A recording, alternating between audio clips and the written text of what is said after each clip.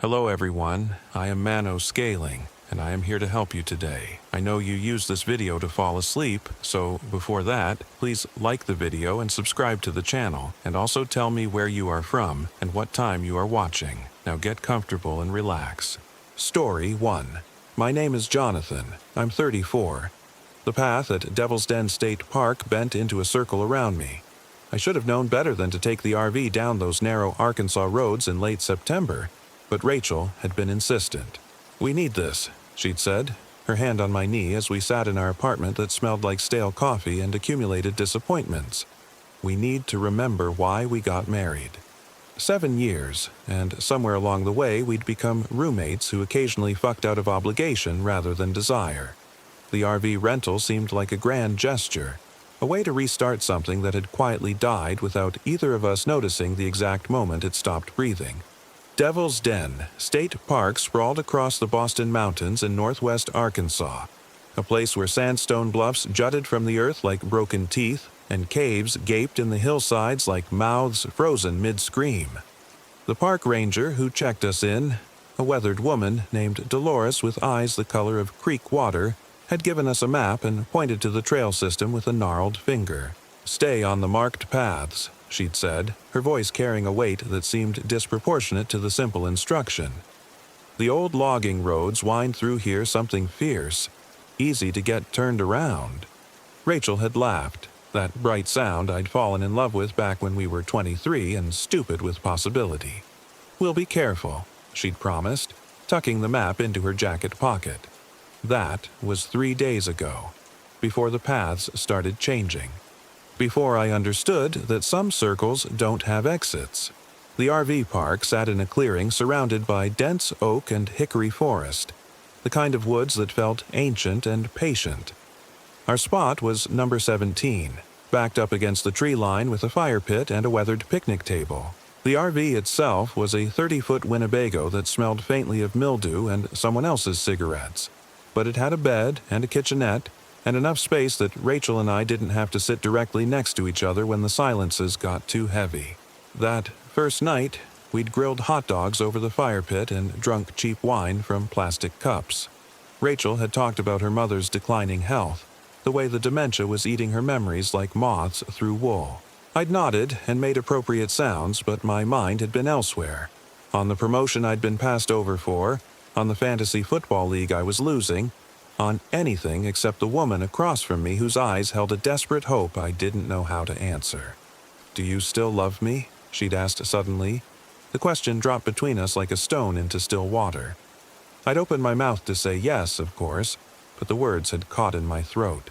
The pause had stretched too long. I'd watched something in her face, shutter closed. "Never mind," she'd said, standing up and walking into the RV. I'd sat by the fire until it burned down to coals, listening to the night sounds of the forest, the distant calls of owls, the rustle of leaves, and underneath it all, something that might have been wind through the caves or might have been breathing.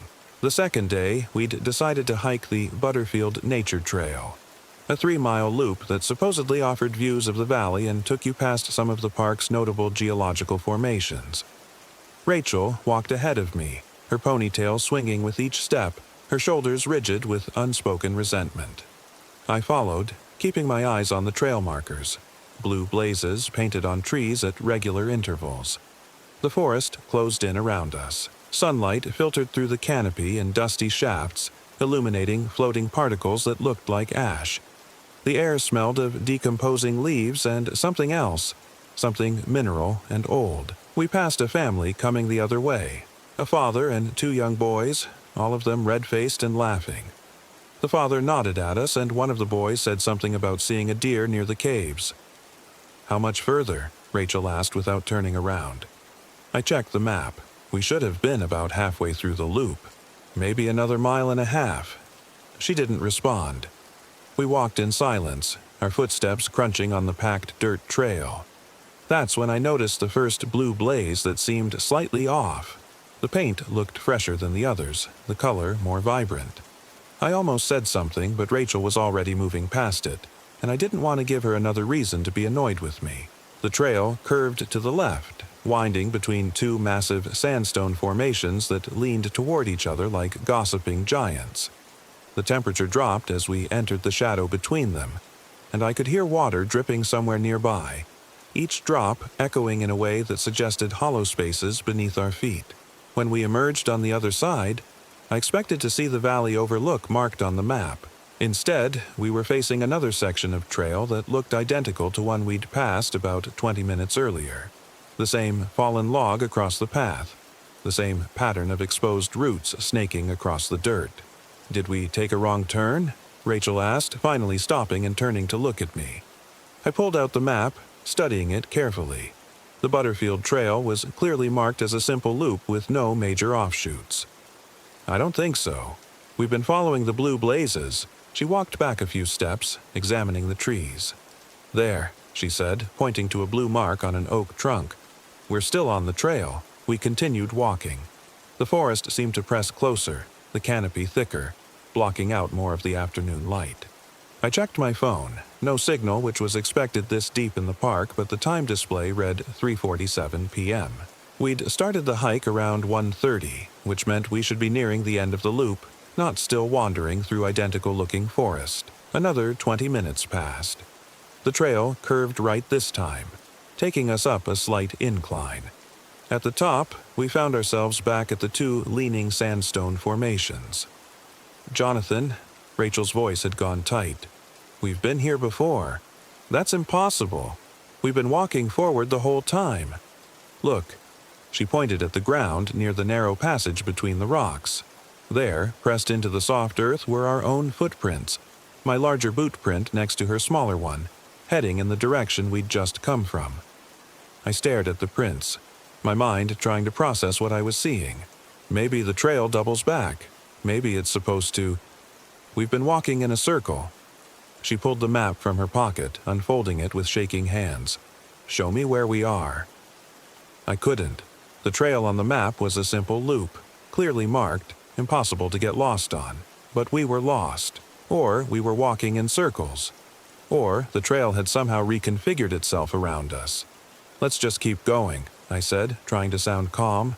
"We have to come out somewhere eventually." Rachel's eyes had gone wide, and I could see the fear starting to bloom there. What if we don't? We walked for another hour.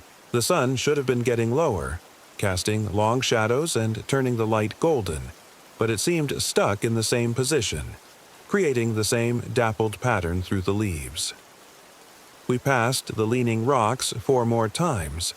Each time, our footprints were there, layered on top of each other, a palimpsest of our mounting panic. The 5th time we reached the rocks, Rachel sat down on the fallen log. "I need to rest." I sat next to her, close enough that our shoulders touched. Neither of us said anything. The forest around us had gone quiet. No bird calls, no insect sounds, just an oppressive silence that felt like pressure against my eardrums. That's when I noticed the sound. It was faint at first, almost imperceptible. A rhythmic creaking, like a rope stretching under weight. I stood up, trying to pinpoint the direction it was coming from. "Do you hear that?" I asked. Rachel tilted her head, listening. "Sounds like a swing set." But there were no playgrounds in this section of the park. The creaking grew louder, more insistent. It was coming from deeper in the forest, off the trail to our left. Without discussing it, we both stood and moved toward the sound, pushing through underbrush that scratched at our legs. We found it in a small clearing about 30 yards from the trail.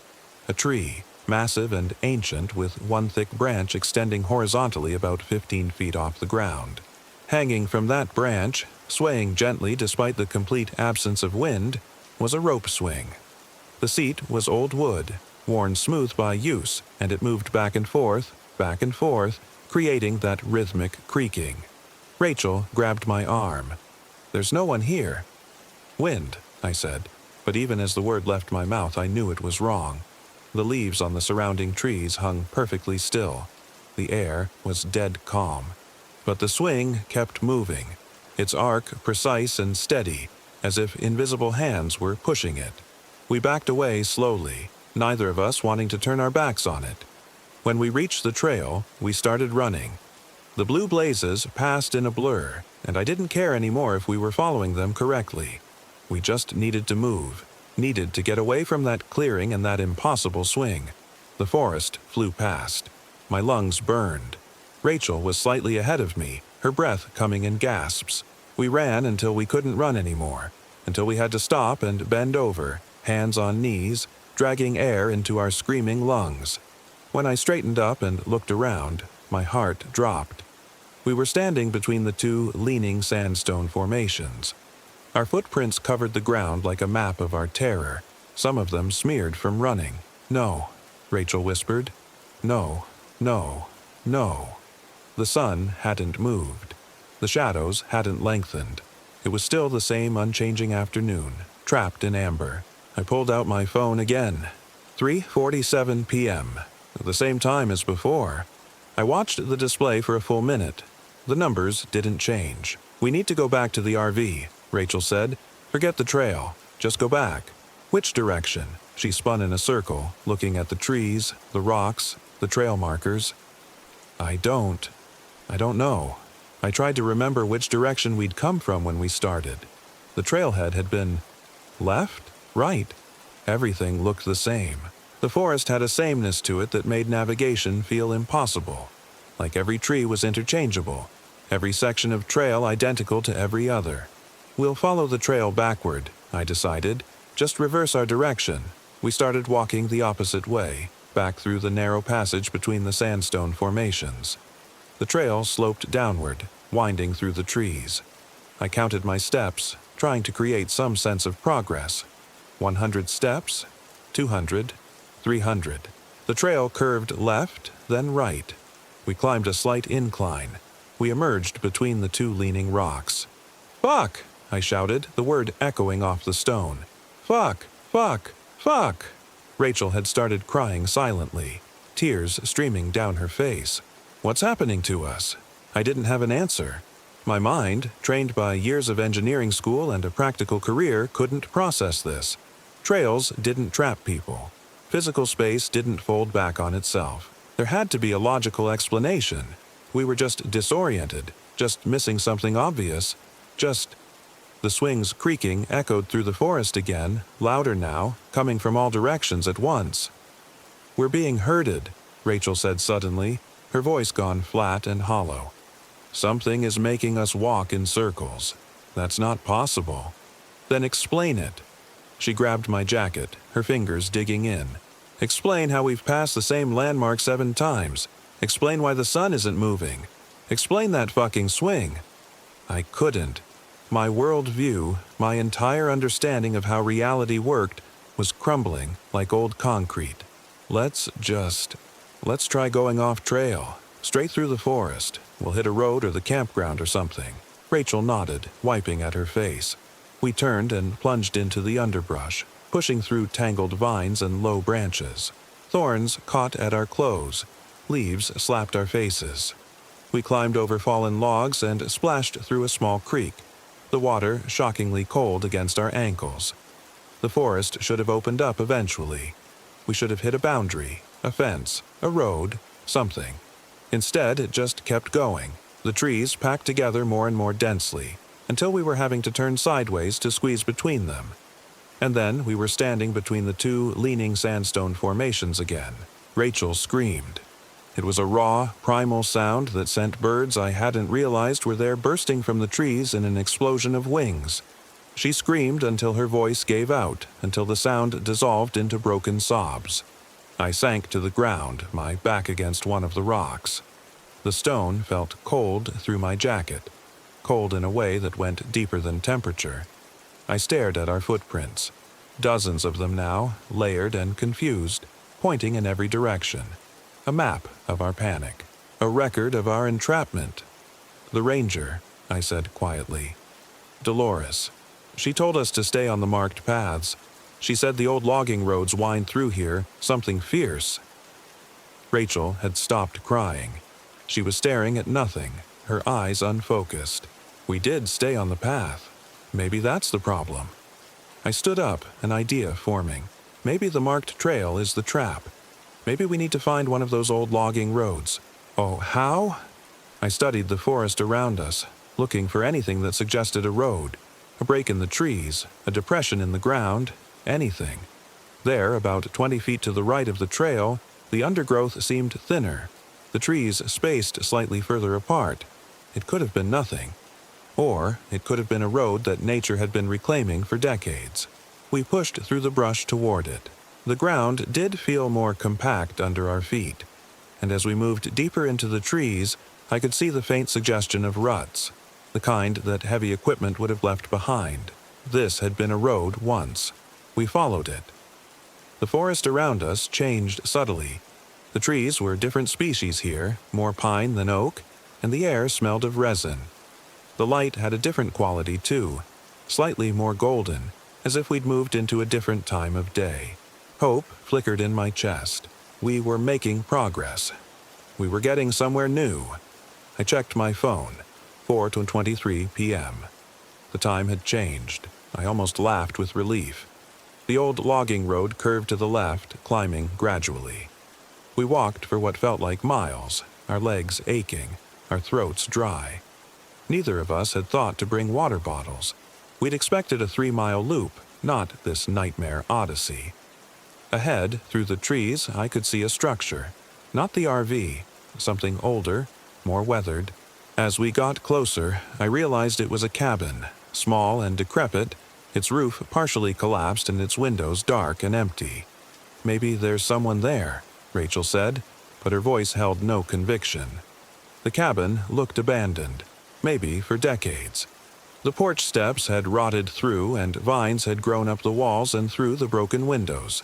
But next to it, barely visible in the tall grass, was a hand pump well. We approached cautiously. The cabin's door hung open, revealing darkness inside. I didn't want to look, didn't want to know what might be in there, but the pump drew us forward. Water. We needed water. The pump handle was rusted but still functional. Rachel worked it while I cupped my hands beneath the spout.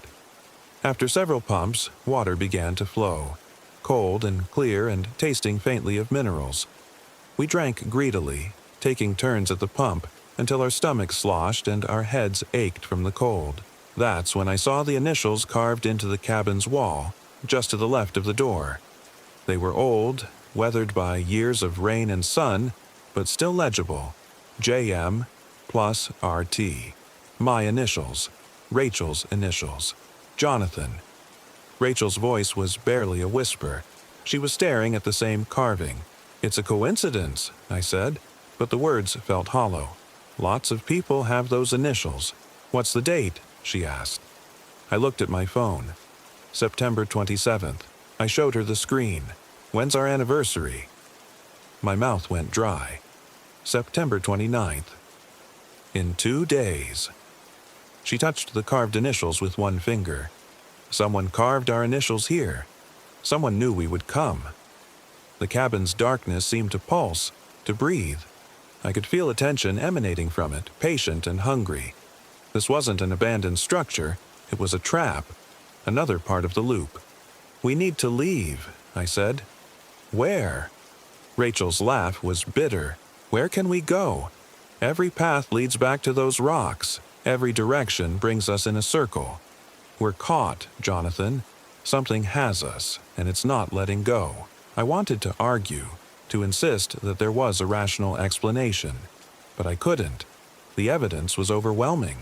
The trail that looped endlessly, the sun that wouldn't move, the swing with no one pushing it, our initials carved into wood by hands that weren't ours.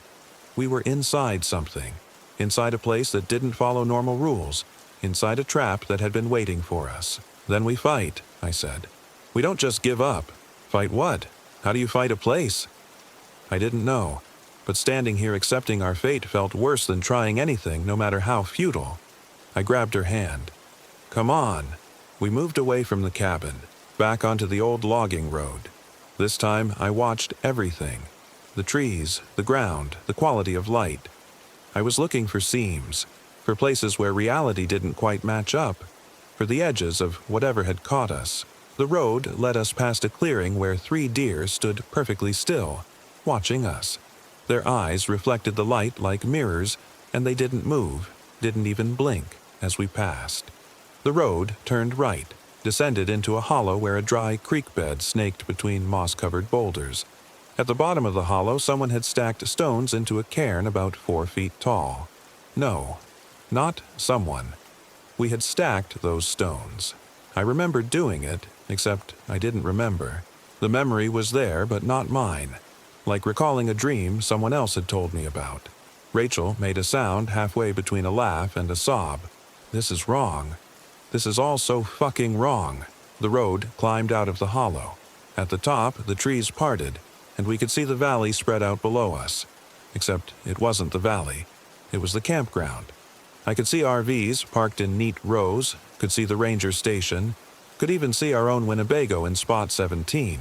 We were looking down at it from above, maybe 100 feet higher in elevation. We made it, Rachel breathed. We're out. But something felt off. The campground looked wrong. The angles slightly skewed, the colors too saturated. And there was no sound. No generators humming, no voices, no traffic noise from the distant highway. Just silence. We started down the slope, half running, sliding on loose dirt. The trees thinned out. We broke through the last of the brush and onto the edge of the camping area. Empty. Every RV, every tent, every vehicle, gone. The fire pits were cold and clean, with no trace of ash. The garbage cans were pristine. It looked like a model, like a photograph, like a place that had never been used. Our Winnebago sat in spot 17, but when I tried the door, it was locked. I cupped my hands against the window and peered inside. Empty. Not just empty of people, empty of everything. No sheets on the bed, no food in the kitchenette, no bags, no clothes, nothing. Like no one had ever been there. "The ranger station," I said. "Dolores, she'll know what's happening." We ran across the empty campground to the small building that housed the office. The door was unlocked. Inside, everything was covered in a thick layer of dust, like it had been abandoned for years. The computer on the desk was an ancient model, probably from the 1990s. Papers on the bulletin board had yellowed and curled at the edges. On the desk, partially buried under dust, was a map. I picked it up carefully, blowing off the dust. It was a trail map of Devil's Den State Park, but the trails were wrong. They formed different patterns than the map Dolores had given us. The Butterfield Trail was marked, but instead of a simple loop, it spiraled inward and inward, like a nautilus shell, until it ended at a point marked only with a small X. Under the map was a logbook. I opened it, flipping through pages of visitors signing in. The dates went back years: 2018, 2015, 2012. Most were unremarkable, just names and license plates and departure dates. But some entries stood out. March the 3rd, 2016. Couple never returned from Butterfield Trail. Searched for 6 days. No trace found. July 19th, 2017. 2 hikers reported the trail wasn't letting them leave. Found 3 days later, incoherent. Both hospitalized. September 28th, 2019. Family of 4 missing. RV found abandoned. Food still warm on the stove. September 28th. That was yesterday. Our date. The date we'd arrived. Rachel was reading over my shoulder. "Jonathan, what year is this?" I pulled out my phone. The date read September 27th, 2025. But the last entry in the logbook was dated August 2022. 3 years ago. "We're not in the right time," Rachel said, her voice eerily calm. "Or we're not in the right place. Or we're not anywhere real." I kept flipping through the logbook. Near the back, in different handwriting, was a note that looked like it had been added later. A warning. The trail remembers. The trail repeats. Once you see the rocks, you're already caught. The only way out is through the center. Follow the spiral to the X. Whatever you do, don't. The sentence ended there. Unfinished.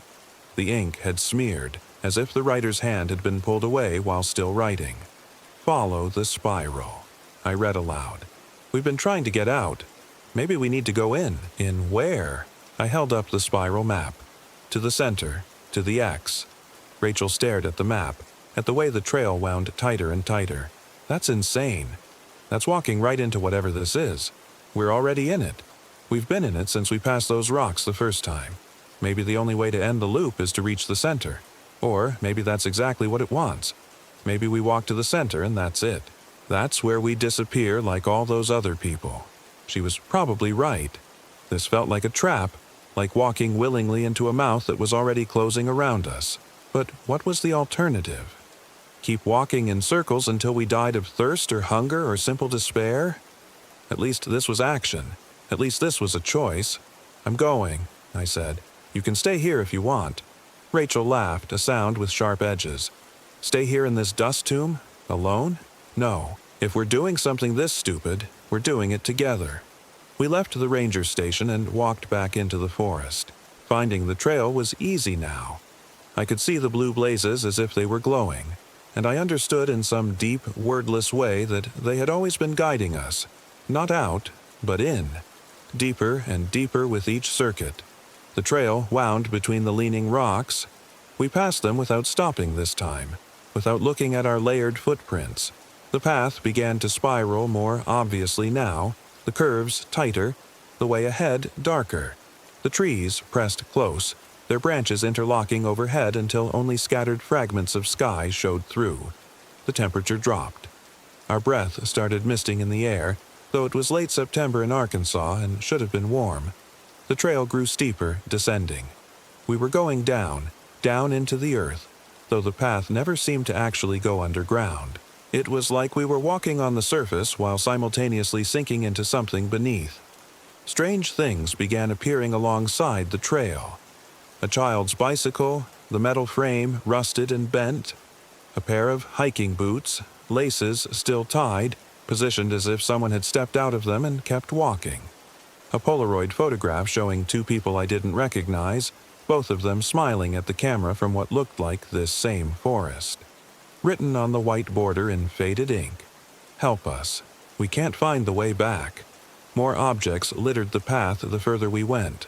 Backpacks split open, their contents scattered.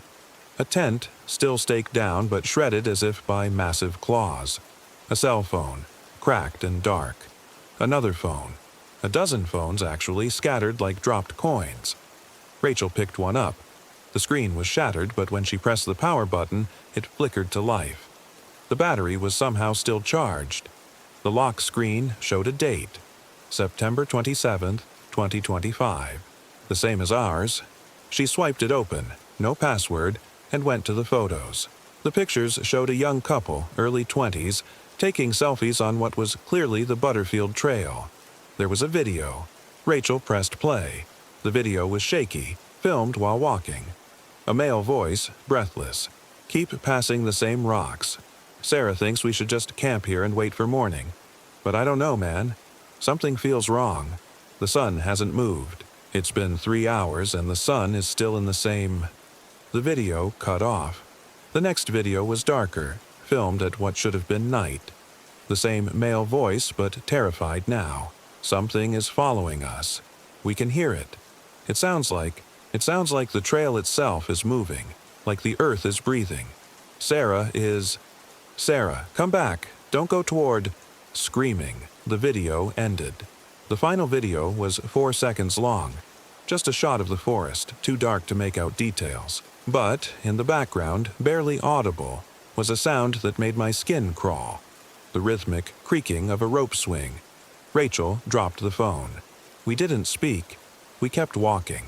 The trail spiraled tighter. We were walking in circles now, but each circle was smaller, closer to whatever lay at the center. Objects continued to appear. More phones, a child's stuffed animal, a wedding ring, glasses, shoes, cameras, journals. The detritus of people who had come before us. People who had never left. And then the trail opened into a clearing. At the center was the tree. The tree from before with its thick horizontal branch and the rope swing. But this time we could see what we'd missed earlier. The tree was wrong. Its trunk was too wide, too gnarled, covered in bark that looked less like wood and more like scar tissue. The roots spread out from it in a perfect circle, raised above the ground like the ribs of some massive buried creature. And carved into the trunk, spiraling up from the base to the lower branches, were names. Hundreds of names, maybe thousands, carved over what must have been decades or centuries. Some fresh, some so old the wood had nearly healed over them. The swing moved in its steady, impossible rhythm, back and forth, back and forth. And now I could see that the seat wasn't just wood. There were things embedded in it, things that might have been coins or buttons or teeth. Rachel grabbed my arm so hard it hurt. "Jonathan, look at the names." I stepped closer to the trunk, squinting at the carvings. Some were simple, initials, dates. Others were full names. I saw the names from the logbook, the couples and families who had disappeared. I saw names with dates going back to the 1800s. And near the base, in fresh carving that still wept sap, I saw our names. Jonathan Myers, Rachel Thornton. But the date carved beneath them wasn't today's date. It was September 29th, 2025. Our anniversary. Still 2 days away. "It's waiting," Rachel whispered. "Whatever this is, it's waiting for that date." The swing stopped moving. In the sudden stillness, I could hear something else. A sound like breathing, deep and slow, coming from beneath the ground. The tree's roots pulsed with it, rising and falling like a chest. "We need to leave," I said, backing away. "Right now." But when I turned, the trail was gone. The forest had closed in around the clearing, a solid wall of trees packed so tightly together there was no space between them. No path, no way out. The breathing from beneath the ground grew louder. The swing began to move again, but faster now, more violently, as if invisible hands were pushing it with increasing urgency. It rose higher and higher, until at the top of each arc it nearly touched the branch it hung from. Rachel screamed and ran toward the tree line, trying to force her way between the trunks. The trees, they bent toward her, their branches reaching like arms, and I could see faces in the bark, contorted and screaming. She stumbled backward, falling. I helped her up. We stood back to back in the center of the clearing, surrounded by the wall of trees and the pulsing roots and that thing that was breathing beneath us. The sun was finally moving, but it was moving wrong. Backward, sliding across the sky in reverse. Shadows swung around the clearing like clock hands. Day became afternoon, became morning, became dawn, became night in the space of seconds. And in the darkness, the tree began to glow. Not with its own light, but with the light of what was inside it. Shapes moving beneath the bark, pressed against it from within like bodies against a membrane. Faces pushed out, hands, reaching, grasping. The carved names writhed and rearranged themselves. The breathing stopped. In the silence, a voice spoke. It came from everywhere and nowhere, from the tree and the ground and the air itself. It sounded like wind through caves, like rocks grinding together, like the forest given speech. "You walked the spiral," it said. "You came to the center." "What do you want?" I shouted. "Want?" The voice almost sounded amused. "I don't want. I am. I have been here since the first tree grew on this mountain. I will be here when the last stone crumbles. I am the loop. I am the circle. I am every path that leads back to itself." "Let us go," Rachel said. "I always let go when it's time, when the spiral completes. 2 days, September 29th. Your names are already carved. The tree remembers the future. It only needs to wait for the present to arrive." The shapes under the bark pressed harder, and I realized what they were. The missing people, everyone who had walked into this clearing. They were still here, caught, trapped in the wood like insects in amber. "We're not staying," I said. "We're not letting you." Rachel's hand found mine and squeezed, hard. I looked at her, and in her eyes I saw something I hadn't seen in years, complete clarity, complete determination. "The swing," she whispered. "Look at the swing." I did. The rope was old, fraying, and in the frenetic violence of its arc, it was wearing against the branch, sawing into the wood. The branch was nearly cut through. Rachel moved before I could stop her. She ran toward the swing and grabbed the rope on its downswing, letting her weight pull it even harder against the branch. The tree made a sound like a scream. The faces in the bark contorted in rage. "Jonathan!" she shouted. "Help me!" I ran to her, grabbed the rope above her hands, and pulled with everything I had. The rope sawed deeper into the branch. Wood splintered. The tree's roots rose up from the ground, thrashing like tentacles. One caught Rachel's ankle and she screamed, but she didn't let go. The branch cracked. The sound was like a gunshot. The faces in the bark opened their mouths impossibly wide. The voice roared, "You cannot break the circle!" But we were breaking it. The branch split further. The rope went slack for just a second as the swing's arc faltered, then we pulled again with everything we had. The branch broke. The swing and rope fell, and Rachel and I fell with it, hitting the ground hard. The tree shrieked. There's no other word for it. The roots writhed and convulsed. The faces beneath the bark pressed outward harder, and then light. Brilliant, searing light burst from every crack in the bark, from every knot and carved name. The shapes inside the tree began to emerge, pulling themselves free. They were translucent, ghostly, their forms wavering like heat shimmer. The missing people. Decades of victims, maybe longer. They poured out of the tree in a stream of anguished light, and as each one emerged, it looked at us, really looked at us, and then dissipated into the air like morning mist. The tree was collapsing, folding in on itself, the trunk rotting and crumbling at impossible speed. The roots withdrew into the earth. The wall of trees around the clearing pulled back, revealing the trail again. "Run!" I grabbed Rachel's hand and we ran. The forest was coming apart around us. Trees fell in our wake, crashing down in clouds of dust that smelled like centuries. The trail unspooled ahead of us, no longer spiraling, just leading straight and true. We ran past the scattered objects, the phones and backpacks and lost things, and they were dissolving, fading as if they'd never been real. Light ahead, real light, afternoon sun. We burst out of the tree line and into the campground, and it was full again. RVs and people and life. The sounds of normal life crashed over us like a wave. A radio playing country music, children laughing, a generator humming. We collapsed on the grass, gasping, shaking. People were staring at us. A man came running over. "Are you folks okay? You look like you've seen a ghost." I couldn't speak. I just held Rachel's hand and tried to remember how to breathe. A park ranger, not Dolores, someone younger, approached with a bottle of water. "You've been gone for 3 hours," he said. "Your friend at Spot 17 was starting to worry."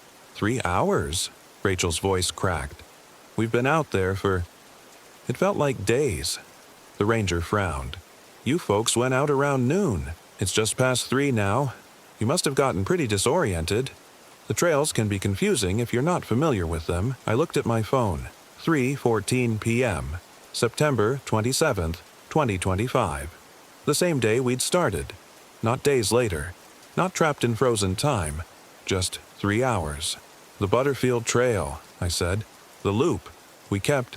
"Butterfield's closed," the ranger interrupted. "Has been for 2 weeks. Erosion damage. We've got signs posted at every trailhead."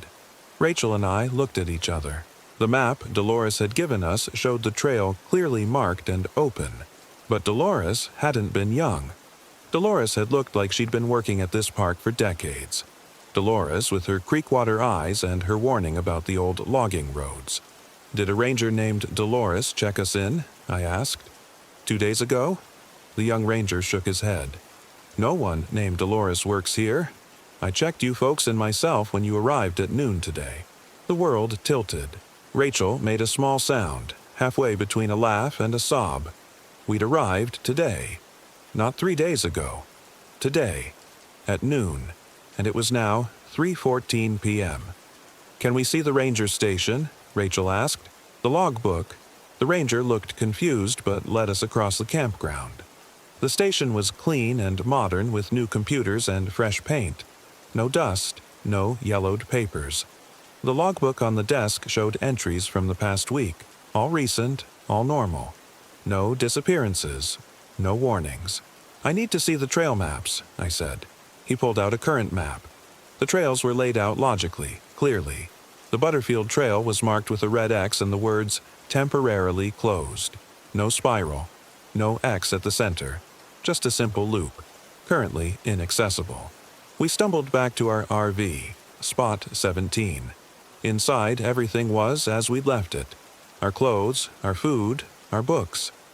The bed was unmade from this morning. The coffee cups from breakfast sat in the tiny sink. On the table was the map. Not the ranger station map, the one Dolores had given us. I picked it up with trembling hands and unfolded it. The trails showed normal. The Butterfield marked clearly as a simple loop. No spiral. But in the corner, in handwriting I recognized from the dusty logbook, was a note. "The tree is fed. The spiral is complete. Your names were always there. You simply hadn't arrived yet." Rachel snatched the map from my hands and ran outside. I followed her. She held the map over the fire pit from last night. Wait, no, we hadn't had a fire. We just arrived at noon. But there were ashes in the pit, and I remembered sitting there drinking cheap wine, asking Rachel if she still loved me. She dropped the map into the ashes.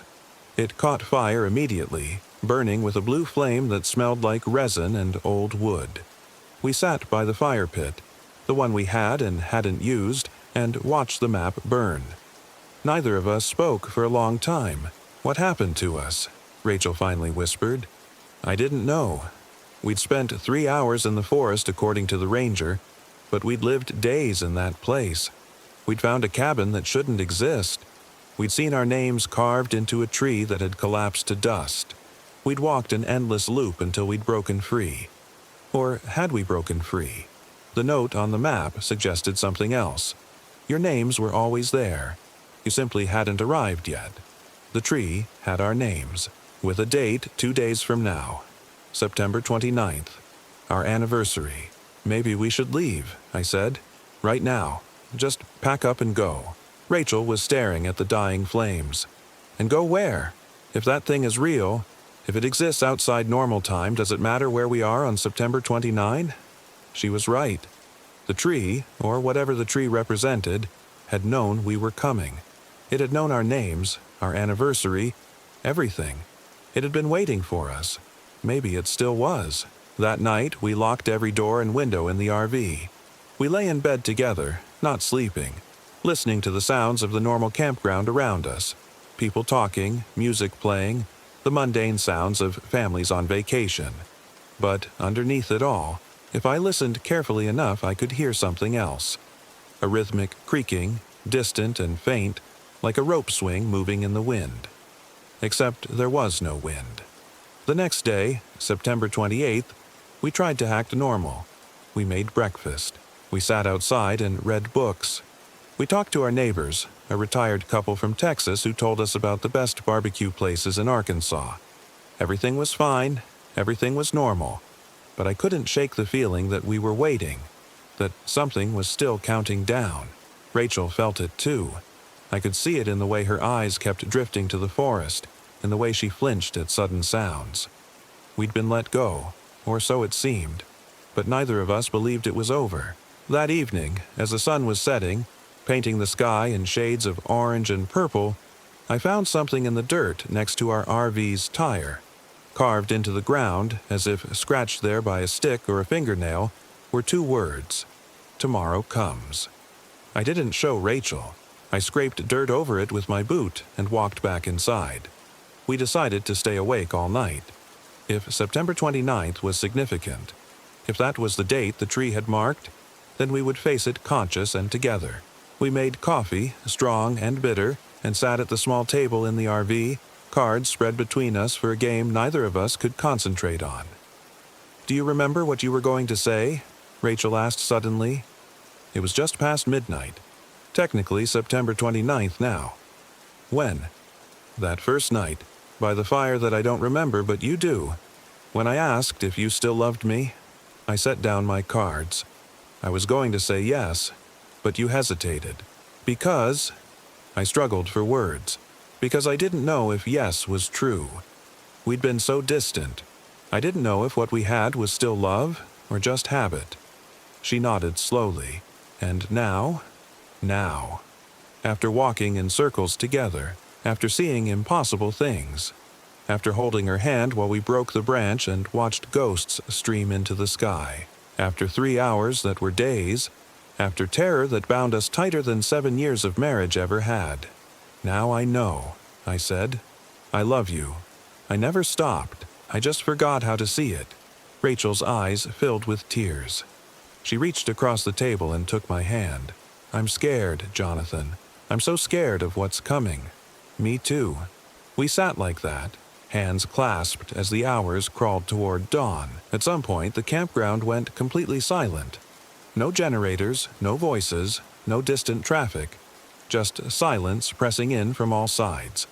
At 3:47 a.m., that cursed time that had haunted us in the forest, every light in the RV went out. The battery was fine, the generator was running, but the lights died anyway. In the darkness, I could hear it, the creaking of a rope swing growing louder. It's here, Rachel whispered. The RV began to shake. Gently at first, then more violently like we were in an earthquake. But nothing outside was moving. I could see through the window that the other RVs stood perfectly still, their lights still on, their occupants presumably sleeping peacefully in a version of reality we'd been cut off from. The door opened. We'd locked it. I checked it 3 times, but it swung open anyway, revealing the forest beyond. Not the campground. The forest. The same dense, dark woods we'd walked through, and standing in the doorway, silhouetted against the trees, was a child. A little girl in an old-fashioned dress, maybe 7 or 8 years old. She was pale, translucent, and when she smiled at us, I could see trees through her teeth. It's time, she said, in a voice like wind through leaves. The spiral is hungry again. The tree has grown back. It always grows back, and your names are carved so deep. Rachel squeezed my hand hard enough that bones ground together. We broke the circle, she said. We freed everyone. We escaped. The girl's smile widened impossibly. You broke one branch, one loop, but the tree has many branches and the loops overlap and intersect. You walked one spiral. Now you walk another, forever and ever until... I stood up, pulling Rachel with me. No. No? The girl tilted her head. You can't refuse. The tree marks what will be. September 29th. Today. This is the day your names. Watch us, Rachel said. We ran at the girl. She shrieked, a sound like tearing metal, and dissolved into mist. We burst through the doorway into the forest, but this time we weren't walking the trail. We were running, crashing through underbrush, not caring about direction, just needing to move, to break whatever pattern was trying to establish itself. The trees reached for us. Roots erupted from the ground. We jumped and dodged and kept running. Behind us I could hear many footsteps. The child and others, all the ghosts the tree had accumulated, all the loops it had created. We were being chased by the forest itself. Light ahead. Real light. Dawn light. We ran toward it, our lungs screaming, our legs burning. The forest floor was tilting, trying to roll us backward, but we clawed and scraped and pulled ourselves forward. We broke through the tree line onto the highway. Actual pavement. Actual cars driving past. The real world. The forest behind us went still and silent. The trees stood normal, innocent, just woods next to a road. We stood on the shoulder, gasping, covered in scratches and leaves and dirt, while morning traffic passed us by. A truck pulled over. The driver, an elderly man with kind eyes, rolled down his window. You folks need help? You look like you've had a rough night. Just car trouble, I managed. Back at the campground. He offered us a ride. We took it, climbing into his truck without looking back. As we pulled away, I saw the sign for Devil's Den State Park, and underneath the official sign, someone had spray-painted words in red. The spiral waits. The tree remembers. All paths lead back. The driver saw me staring. Vandals, he said, shaking his head. They caught some kids a few weeks back. spray painting weird stuff all over the park. Some kind of internet challenge or urban legend. Kids these days. We drove in silence. The driver dropped us at a gas station in a small town 15 miles from the park. We called a cab to take us further, then another, then rented a car. We drove north, putting miles between us and Devil's Den, not speaking, barely thinking. We drove for 2 days straight, taking turns at the wheel, stopping only for gas and coffee. We didn't stop driving until we hit the Canadian border, until we'd put 1,000 miles between us and that forest. We found a motel in a small Minnesota town, the kind of anonymous place where no one asks questions. We paid cash and locked ourselves in the room and finally stopped moving. Rachel sat on the bed and started crying. Deep, racking sobs that shook her whole body. I held her and we cried together, letting out all the terror and confusion and grief for a reality we'd thought we understood, but clearly didn't. When the tears finally stopped, she pulled back and looked at me. Did that really happen? Or did we have some kind of shared psychotic break? I don't know, I admitted. But if it was psychosis, we're both still having it. She laughed, a broken sound. What do we do now? I didn't have an answer. We couldn't go back to our apartment. It was only 8 hours from Devil's Den, too close. We couldn't go back to our jobs, our lives, the people who knew us. How could we explain this? How could we pretend to be normal after walking through a forest that existed outside of time? We stayed in that motel for a week. We talked more in that week than we had in the past 3 years of our marriage. We told each other everything. Fears, dreams, regrets, hopes. We rebuilt what had been eroding, but we built it on a foundation of shared trauma, of knowing that reality was thinner and stranger than we'd ever imagined. On the 8th day, I woke up to find Rachel standing at the window, staring out at the parking lot. The sun was just rising. "Jonathan," she said quietly, "come look at this." I joined her at the window. In the parking lot below, perfectly positioned where we could see it from our room, someone had arranged rocks into a spiral pattern. Small stones, carefully placed. And at the center of the spiral was a child's swing set. Empty, the swings moving gently in the morning breeze. My blood went cold. "It followed us," Rachel whispered. "Or we'd never left. Or time was a loop and space was a spiral and we were still walking, still running, still trying to find a path that didn't curve back on itself." That morning, we checked out of the motel. We got in the rental car and started driving again. West this time. We drove until we hit the Pacific Ocean, until we literally couldn't drive any further. We're still driving. It's been 3 months now. We never stay in one place more than a few days. We keep moving, keep looking over our shoulders, keep watching for signs. Spirals in coffee foam. Swing sets in playgrounds. Children who stare too long with eyes that reflect light like mirrors. Sometimes, when I'm exhausted and Rachel's sleeping in the passenger seat, I'll see a trail marker on a tree we're passing. A blue blaze, fresh and bright, and I know that if I followed it, it would lead me back to the leaning rocks, back to the spiral, back to the tree with our names carved so deep. The tree is still there. It's always there. Because we didn't escape. We're still on the trail, still walking the loop, still spiraling inward. We broke one branch, but the tree has many branches. And sometimes, late at night when I can't sleep, I check my phone. The date always says the current day, whatever day it is. But if I look very carefully at the corner of the screen, there's a faint shadow beneath the numbers. Another date, barely visible, bleeding through. September 29th, 2025. Our anniversary. The day we were supposed to end up carved into that tree. The day that keeps recurring in the corner of every calendar we see, every clock we pass. I think we're living in the space between that day and now, in the gap between when we should have been caught and when we actually escaped. We're in the pause before the pattern completes. Rachel thinks so too. She doesn't say it, but I can see it in her eyes when she catches sight of swing sets or spiral patterns or forests that look too dense, too dark, too familiar. We're free. We got out. We made it. But the trail remembers. The trail repeats. And I'm almost certain, that eventually all paths lead back. Not today, maybe not tomorrow, but someday we'll be driving and we'll see a sign for a state park or a national forest or just a hiking trail, and something in us will know. This is it. This is the one. And we'll have to choose.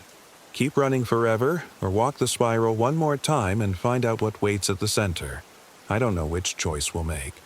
I don't know if the choice is even ours to make. All I know is this. I came to Devil's Den State Park for quiet and learned what quiet costs.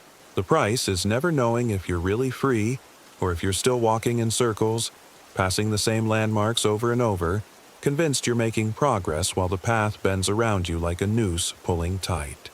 I love Rachel. That's real. That's the one thing I'm certain of. In the spiral, in the loop, in whatever strange space we now occupy. That's real. Everything else is just the trail, winding inward, waiting for us to complete the pattern. And in 2 days, it will be September 29th again. It's always 2 days away, no matter how many days we live. The calendar keeps that date just out of reach, like a horizon that recedes as you approach. Tonight, we're in a motel in Washington State. Outside, I can hear wind in the trees. It sounds like breathing. It sounds like creaking rope. It sounds like the forest, patient and eternal, waiting for us to stop running and remember that we were always walking in circles. The trail remembers. The trail repeats. And our names are carved so deep. Story 2. My name is Elizabeth. I'm 34 years old. I woke up at the Teton National Forest in Wyoming with dirt in my mouth. Not just a little grit from sleeping with my mouth open. I mean packed dirt. Moist soil crammed between my teeth, coating my tongue, filling the spaces where my molars meet. I lurched upright in my sleeping bag, gagging, spitting black earth onto the floor of our RV. The taste was overwhelming, mineral and rot, like sucking on a grave. Jesus Christ, Liz. My sister Rachel sat up in the bunk across from me, her blonde hair a mess of tangles. What the hell? I couldn't answer. I was too busy clawing at my mouth, scraping dirt from my gums with my fingernails. It kept coming. Handfuls of it. How was there so much? My stomach heaved, but nothing came up except more soil, dark and wet, spilling between my fingers. Rachel scrambled down and grabbed a water bottle, practically shoving it at me. I rinsed and spat, watching brown water splash across the linoleum. Even after 5 rinses, I could still taste it. Still feel the grit between my back teeth. "Did you eat dirt in your sleep?" Rachel asked, but her attempt at humor fell flat. We both knew that wasn't possible. You don't accidentally consume that much earth. "I don't know," I managed, my voice raw. "I don't remember." But that wasn't quite true. As I stood there shaking, fragments came back. A dream. No, not a dream. Something else. I'd been outside. I'd been digging. Hadn't I? The memory felt slippery, like trying to hold water. Rachel studied my face, and I saw the exact moment concern shifted into something darker. Fear, maybe.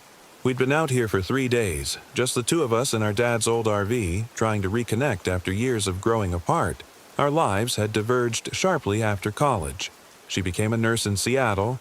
I'd bounced between marketing jobs in Denver, and somewhere along the way we'd become strangers who shared blood and childhood memories, but little else. This trip was supposed to fix that.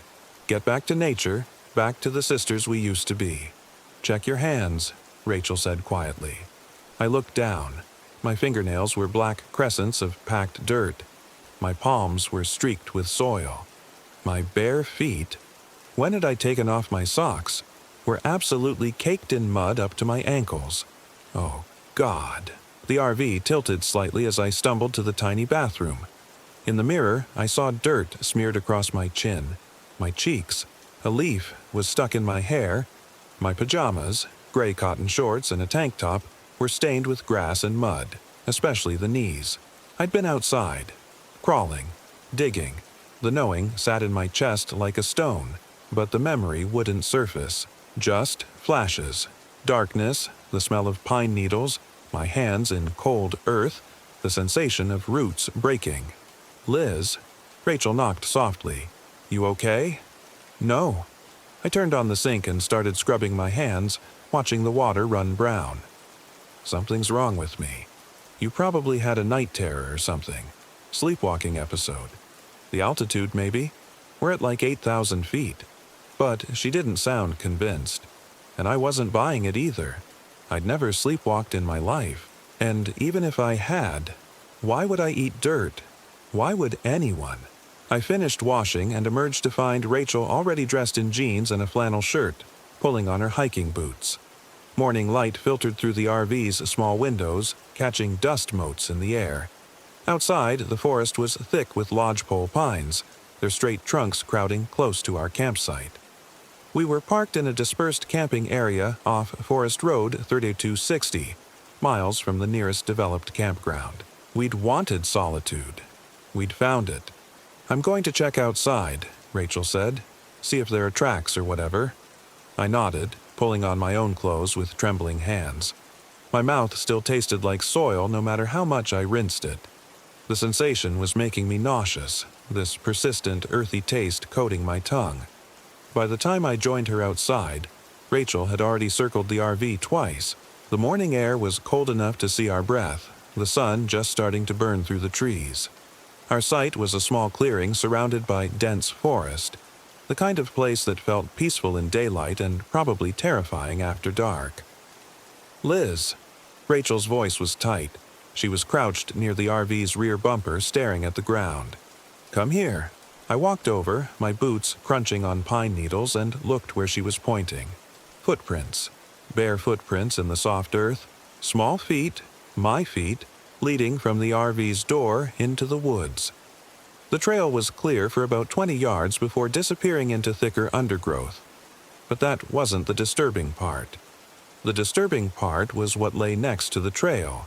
A shallow hole, maybe 3 feet wide and a foot deep. Freshly dug. The displaced soil was piled beside it in a neat mound. And in the bottom of the hole, clearly visible in the morning light, were the marks where someone had lain down. The impression of a body. My body. "What the fuck?" Rachel whispered. I couldn't speak.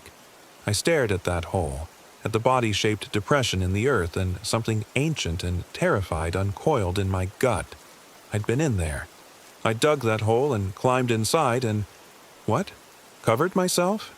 Buried myself. "We're leaving," Rachel said, standing abruptly. "Pack up. We're going back to Jackson today." "Wait. No. Look at this, Liz. This isn't normal. This isn't altitude or stress or whatever. Something is seriously wrong, and I'm not staying out here to find out what."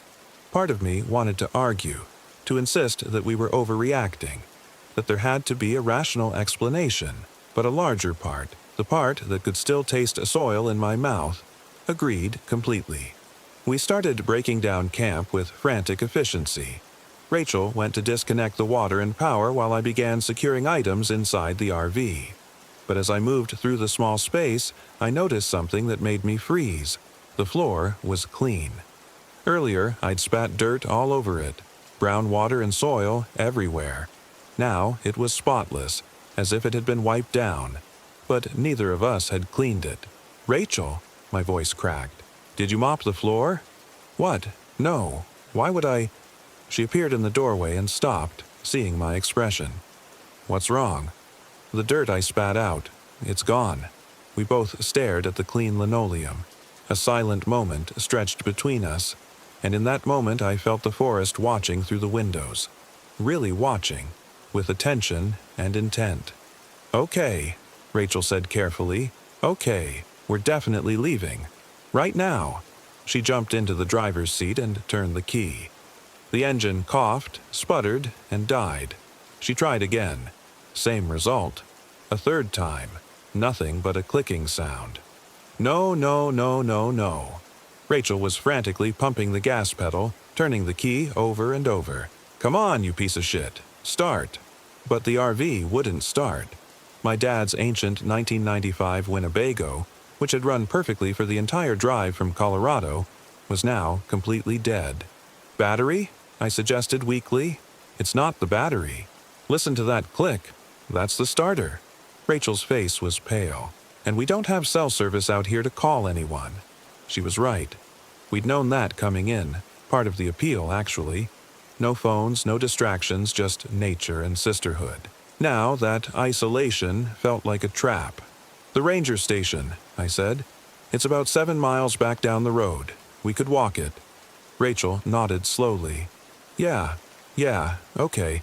We grab our packs, some water, and we hoof it. Should take us, 3 hours? Less if we move fast. We threw together emergency packs, water, snacks, first aid kit, flashlights, bear spray. I grabbed my phone even though it had no signal, just in case. Rachel folded up our map of the forest.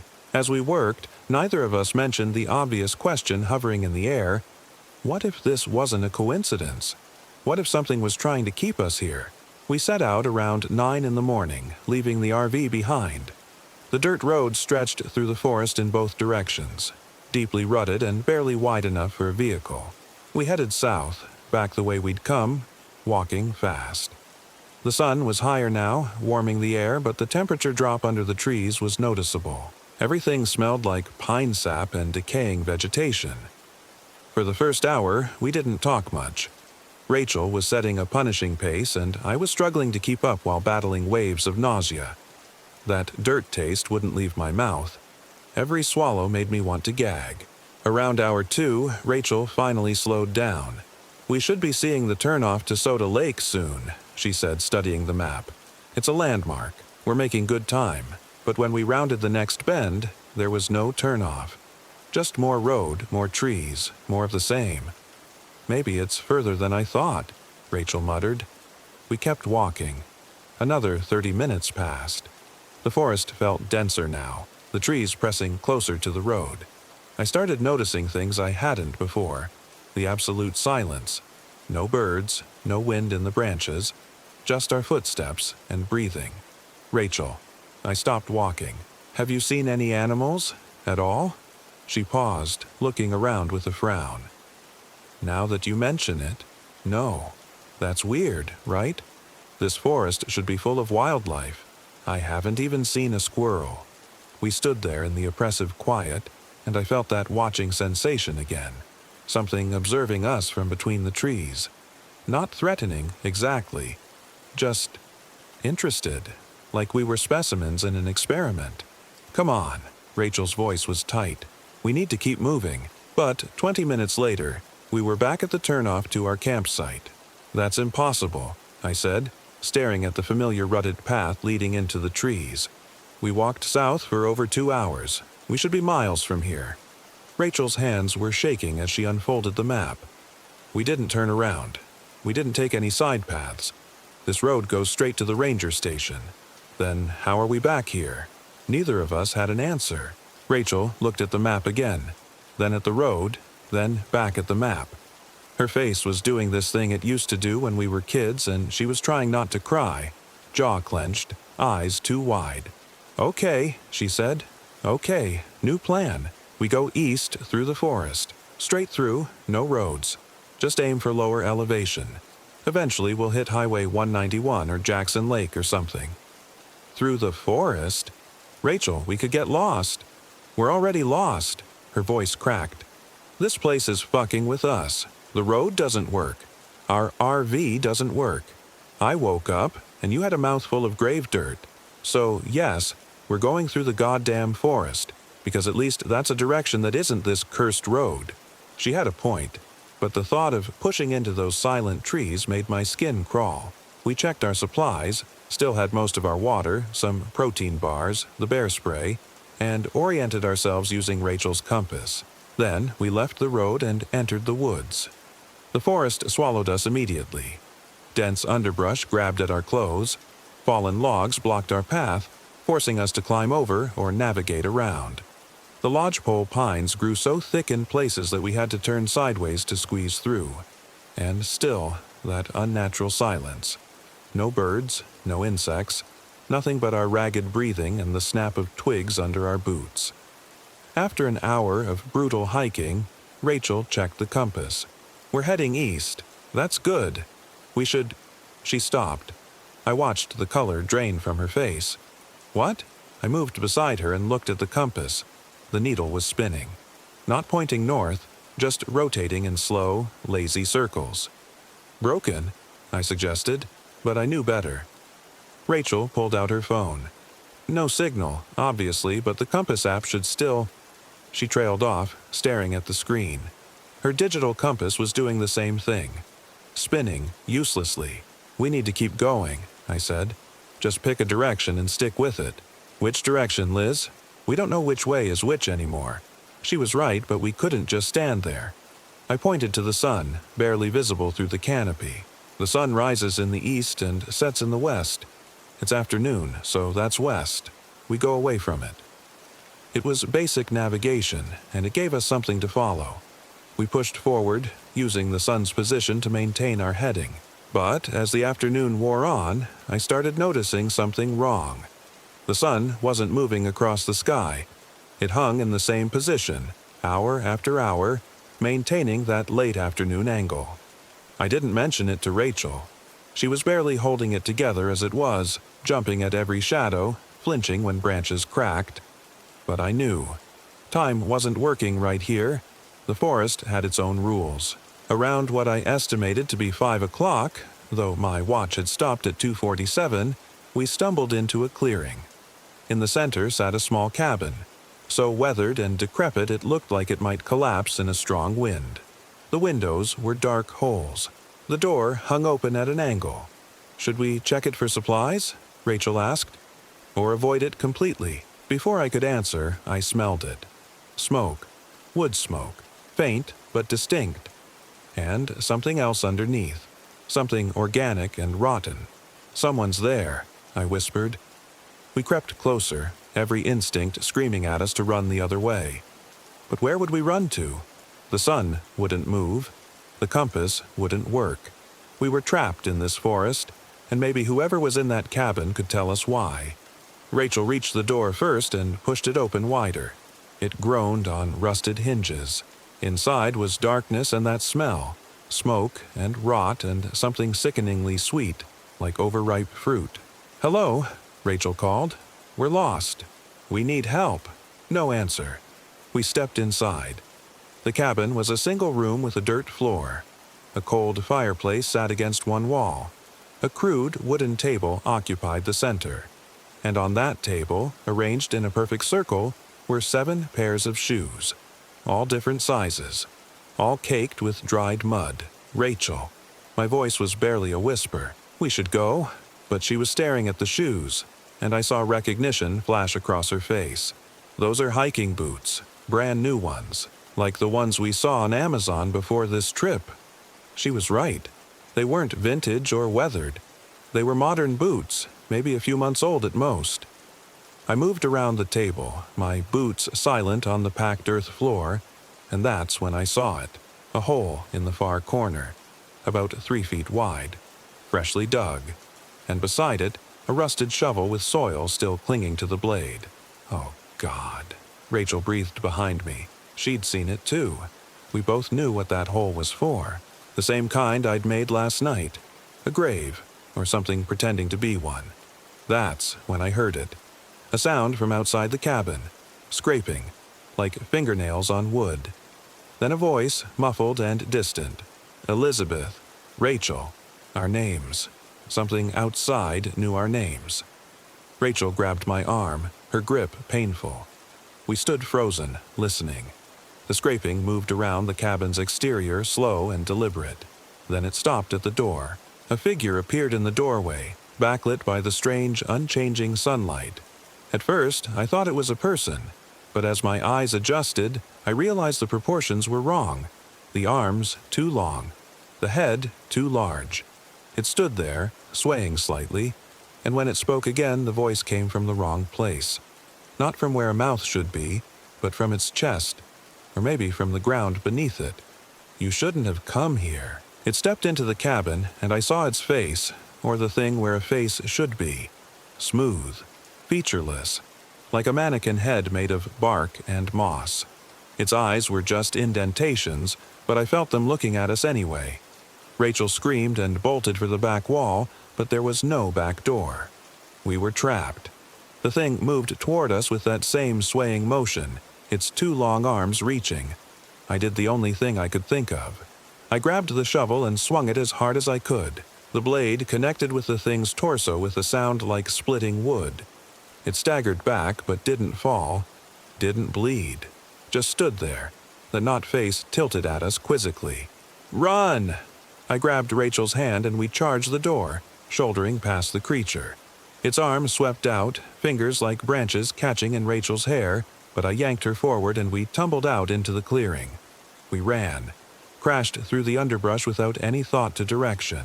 Behind us, I could hear that scraping sound, patient and unhurried following. We ran until my lungs burned and my legs gave out. Collapsed behind a massive fallen pine, gasping for air. Rachel was crying silently, her hands pressed to her mouth. "What was that thing?" she whispered. I don't know, but that was a lie. Some part of me knew, had known since I woke up with dirt in my mouth. This forest wasn't natural, wasn't normal, and we'd walked right into something that didn't want us to leave. The sun was finally moving now, sinking toward the horizon with unnatural speed. In minutes, the forest would be dark. "We need shelter," I said, "and a fire. Fire attracts attention. We're already being followed, at least fire keeps animals away." Rachel laughed, high and hysterical. "Animals? Right, because that thing was totally an animal." She had a point, but sitting in the dark seemed worse, so we gathered dry wood and kindling while we still had light. Rachel had waterproof matches in her pack.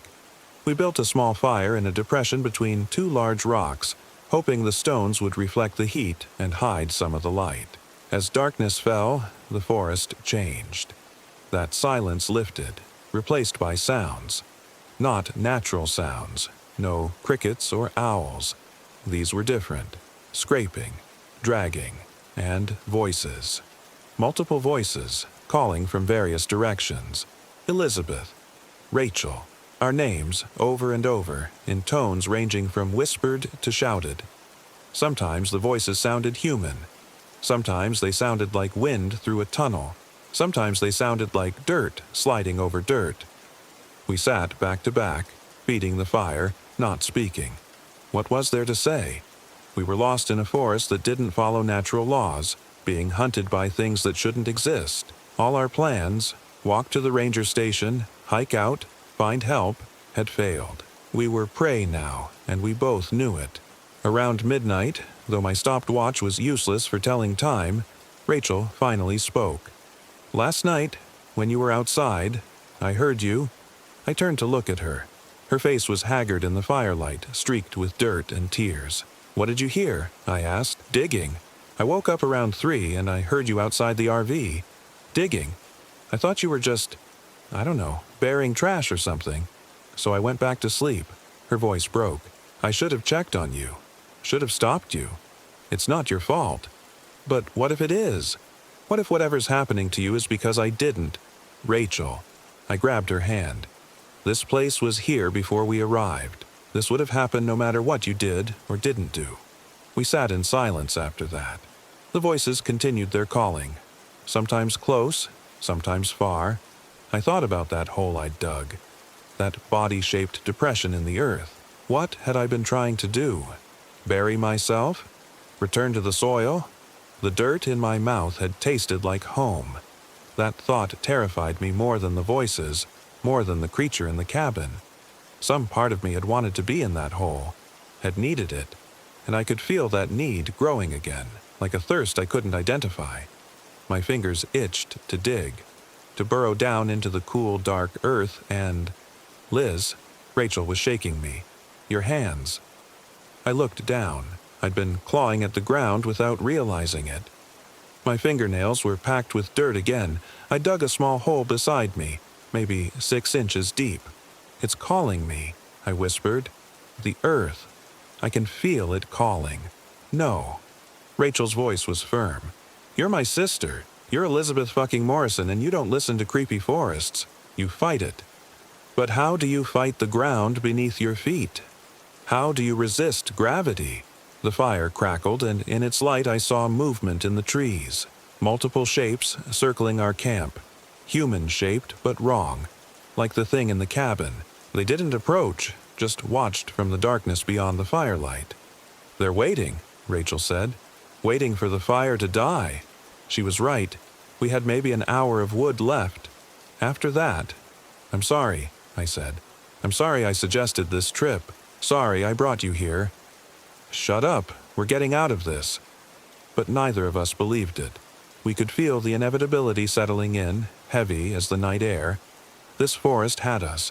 Had probably had us since the moment we turned off Highway 191 3 days ago. Maybe before. Maybe the decision to come here hadn't even been ours. The fire was dying, the flames shrinking to coals. The figures were closer now. I could see details, faces that were almost human, almost familiar. Was that Dad? No, couldn't be. Dad was in Arizona, alive and well. But the figure had his build, his way of standing. And next to it, someone who looked like our mother. Dead, 15 years now. "Don't look at them," Rachel said, but she was looking too. Her eyes were locked on the mother figure, and I saw tears streaming down her face. "That's not her. That's not Mom." I know, but it was getting harder to remember. The fire was just embers now. The figures were so close, and God, I was tired of running, tired of fighting. The earth was calling so sweetly, promising rest, promising home. All I had to do was lie down, just for a minute. Just let the soil embrace me like a mother, like a grave, like the ending I suddenly wanted more than breath. "Liz, no!" Rachel tackled me as I started to stand. We fell together, rolling away from the dying fire. "Stay with me, please. Don't leave me alone in this." Her desperation cut through the fog in my head. I grabbed her, held her tight. "I'm here. I'm here. We have to do something. We can't just wait for them." She was right. But what? We had no weapons except bear spray, no shelter, nowhere to run that wouldn't lead us in circles back to this spot. Then I remembered the shovel, back at the cabin, and something else. Those shoes arranged on the table. 7 pairs. 7 people who'd been here before us. 7 people who'd failed to escape, but they'd tried. They'd fought back somehow, or they wouldn't have made it as far as that cabin. "The cabin," I said. "We need to go back." "Are you insane?" Those shoes, 7 pairs. What if the people who wore them left something else behind? Information, supplies, anything. It was desperate and probably stupid. But the alternative was sitting here waiting for whatever came when the fire died completely. Rachel looked at the ember glow, then at the figures surrounding us, then back at me. Okay, fuck it, let's go. We gathered our packs, kicked dirt over the coals, and ran into the darkness. The figures followed, of course. We could hear them crashing through the underbrush behind us, no longer bothering with stealth. They knew we were trapped. They could afford to be patient. I had no idea which direction the cabin was, but my feet seemed to know. They carried me through the forest with horrible certainty, as if following an invisible path. Rachel stayed close, her hand locked in mine. We burst into the clearing, and there was the cabin, exactly as we'd left it. The door hung open. Moonlight, had there been a moon before, lit the interior with sickly pale light. We stumbled inside, and Rachel immediately started searching. She upended the table, scattering the shoes, looking for... what? A journal, a map, instructions for escaping this place? I moved to the hole in the corner, knelt beside it. The shovel was still there, and something else, something I hadn't noticed before in our panic. At the bottom of the hole was a layer of white stones. No, not stones, too smooth. I reached down and touched one, and reality lurched. Teeth. They were teeth. Human teeth. Dozens of them, lining the bottom of that grave. "Rachel." My voice was a croak. "We need to go. Now." But she'd found something. A piece of paper folded and wedged between 2 floorboards. She opened it with shaking hands, held it to the moonlight. "We are the soil," she read aloud. "We are the seed. We are the return. Every 7 years the forest feeds. Those who resist become the hunters. Those who submit become the earth. There is no escape. There is only choosing which you become. The scraping sound started again. All around the cabin, getting closer. 7 pairs.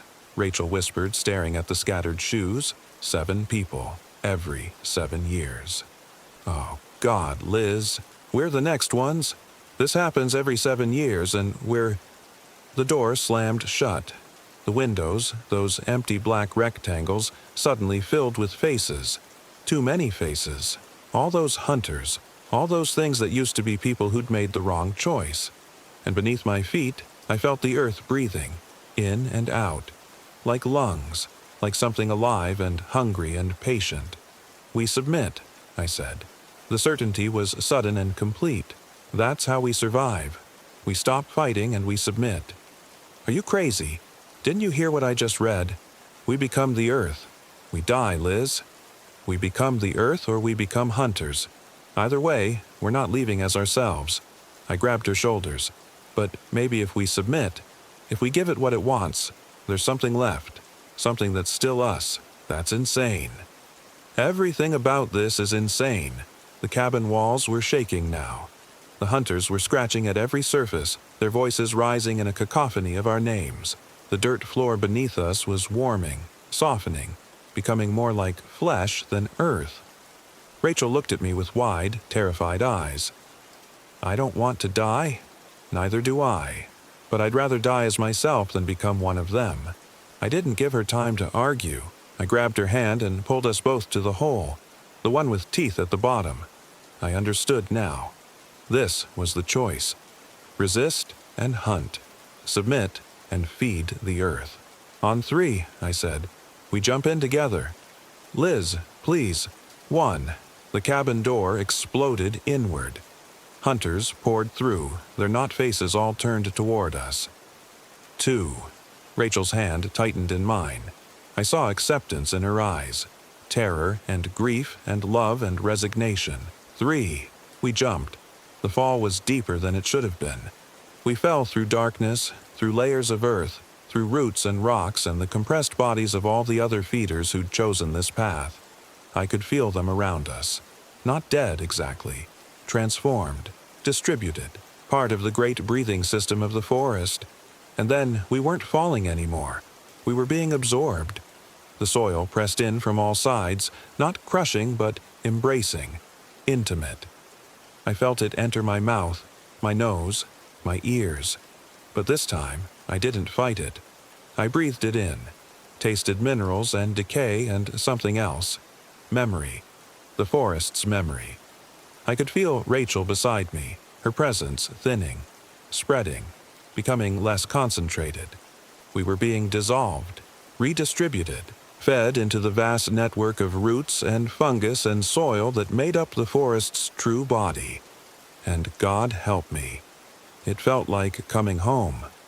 My last coherent thought was of my mother, dead 15 years, and how she'd always said we came from the earth and to the earth we'd return. I'd thought it was a metaphor. I was wrong. I don't know how long it's been. Time doesn't work the same down here. Days? Weeks? Years? I am the soil now, Rachel and I both, our consciousness spread through acres of forest floor. We are the roots of the lodgepole pines. We are the layer of humus feeding the ferns. We are the network that feels footsteps and absorbs nutrients and grows. Sometimes I can concentrate myself enough to form coherent thoughts. To remember who I used to be. Elizabeth, 34. Came here with her sister. Woke up with dirt in her mouth. Sometimes Rachel and I can find each other in the network, touch what's left of our minds together. It's not words, exactly. More like recognition. Like 2 tree roots intertwining. Other times, I'm so diffuse I can barely remember being individual at all. But I know things now. Things the forest knows. I know it's been here for thousands of years, feeding on those who wander too deep. I know about the cycle. Every 7 years, it hungers. 7 pairs of feeders to sustain it until the next cycle. We were the last pair. The forest is satisfied now. Dormant. Until next time. I know about the hunters, too. the ones who resisted, who fought back. They're still here, trapped in the service of the forest, cursed to lure the next feeders in. They're the ones who made the road loop back on itself, who broke our RV, who called our names in the darkness. They're the ones who maintain the cabin with its hole and its terrible choice. They're conscious, those hunters, aware, trapped in malformed bodies, forced to betray other humans to the forest's hunger, forever. At least we submitted. At least what's left of us is peaceful, distributed, part of something larger than ourselves. Sometimes, when hikers pass through this part of the Bridger Teton, I can feel their footsteps, can sense their fear or joy or exhaustion, and I want to call out, want to warn them. But I can't. I'm just soil now, just dirt. Sometimes they camp near where our RV used to be. The forest consumed it, pulled it down into the earth like everything else. And sometimes when they sleep, I can influence their dreams, send them walking in the night, make them dig holes in the earth and lie down in them, make them taste the soil and understand, just for a moment, what they'll become. Because that's my purpose now, Rachel's and mine. We're the new feeders, the ones who prepare the next cycle. In 6 more years, the forest will hunger again. And when it does, we'll be the ones calling to them, drawing them deeper, offering them the same choice we made. Submit and feed the earth. Resist and hunt. There is no third option. There is no escape. The forest always feeds. And I am the forest now. We all are. Every pair of feeders who came before, every hunter who resisted, every lost hiker who wandered too far from the trail. We're all here, mixed together in the dirt and roots and stone. A vast consciousness made of earth and hunger and the memory of being human. Sometimes I wonder if anyone will ever find this story, if somehow my thoughts will seep into the groundwater and be carried downstream, if someone will taste them and understand what happened here. But probably not.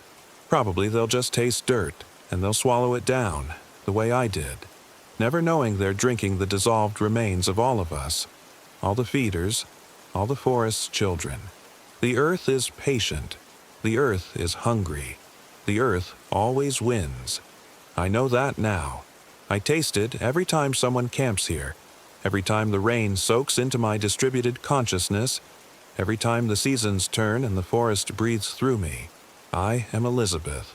I am 34 years old. I came to the Bridger Teton National Forest for quiet and learned what quiet costs. I woke up with dirt in my mouth. And now, Story. I am the dirt. 3. My name is Marcus. Ever. I'm 34. Amen. At Blackwater Creek in the U-Harry National Forest, my reflection in the water mouthed different words. I should have noticed it the first time. Should have packed up the RV right then and driven the hell out of North Carolina. But I didn't. I told myself it was the ripples, the way the late afternoon sun cut across the surface at an angle, creating optical illusions. I told myself a lot of things that week that turned out to be lies. The trip was Vanessa's idea. My girlfriend of 2 years had been planning it for months, ever since her job at the marketing firm started eating her alive with 60-hour weeks and clients who treated her like their personal assistant. "We need this," she'd said, spreading maps across our kitchen table. "Somewhere quiet, no cell service, just us and nature." I'd agreed because I loved her, and because my own job writing technical manuals had left me feeling like my brain was turning into oatmeal. The U-Harry seemed perfect, remote but not too remote, with maintained trails and established campsites. We'd rented a 30-foot RV, newer model with slide-outs and a full kitchen. Vanessa had been so excited she'd made a Pinterest board. We arrived on a Tuesday in early October. The leaves were just starting to turn, splashes of red and gold against the still green canopy. Blackwater Creek ran about 50 yards from our site, a clear stream that burbled over smooth rocks. The ranger who'd checked us in, an older man with a face like weathered leather, had given us an odd look when we mentioned which site we'd reserved. "Site 12, he'd said slowly. "You folks sure about that one?" "Is there a problem?" Vanessa had asked, her smile faltering. "No problem, just, well, it's pretty isolated. You'll be the only ones down that way this time of year. Most folks prefer the sites closer to the main road." "That's exactly what we want," I told him. "Privacy." He'd nodded, handed us our permit, and waved us through. I remember thinking he held eye contact a bit too long, like he was trying to tell us something without words. The first 2 days were perfect. We hiked the Dutchman's Creek Trail, cooked elaborate meals in the RV's kitchen, made love with the windows open so we could hear the creek. Vanessa laughed more than she had in months. I felt the knots in my shoulders finally starting to unwind. It was on the 3rd day that I saw it.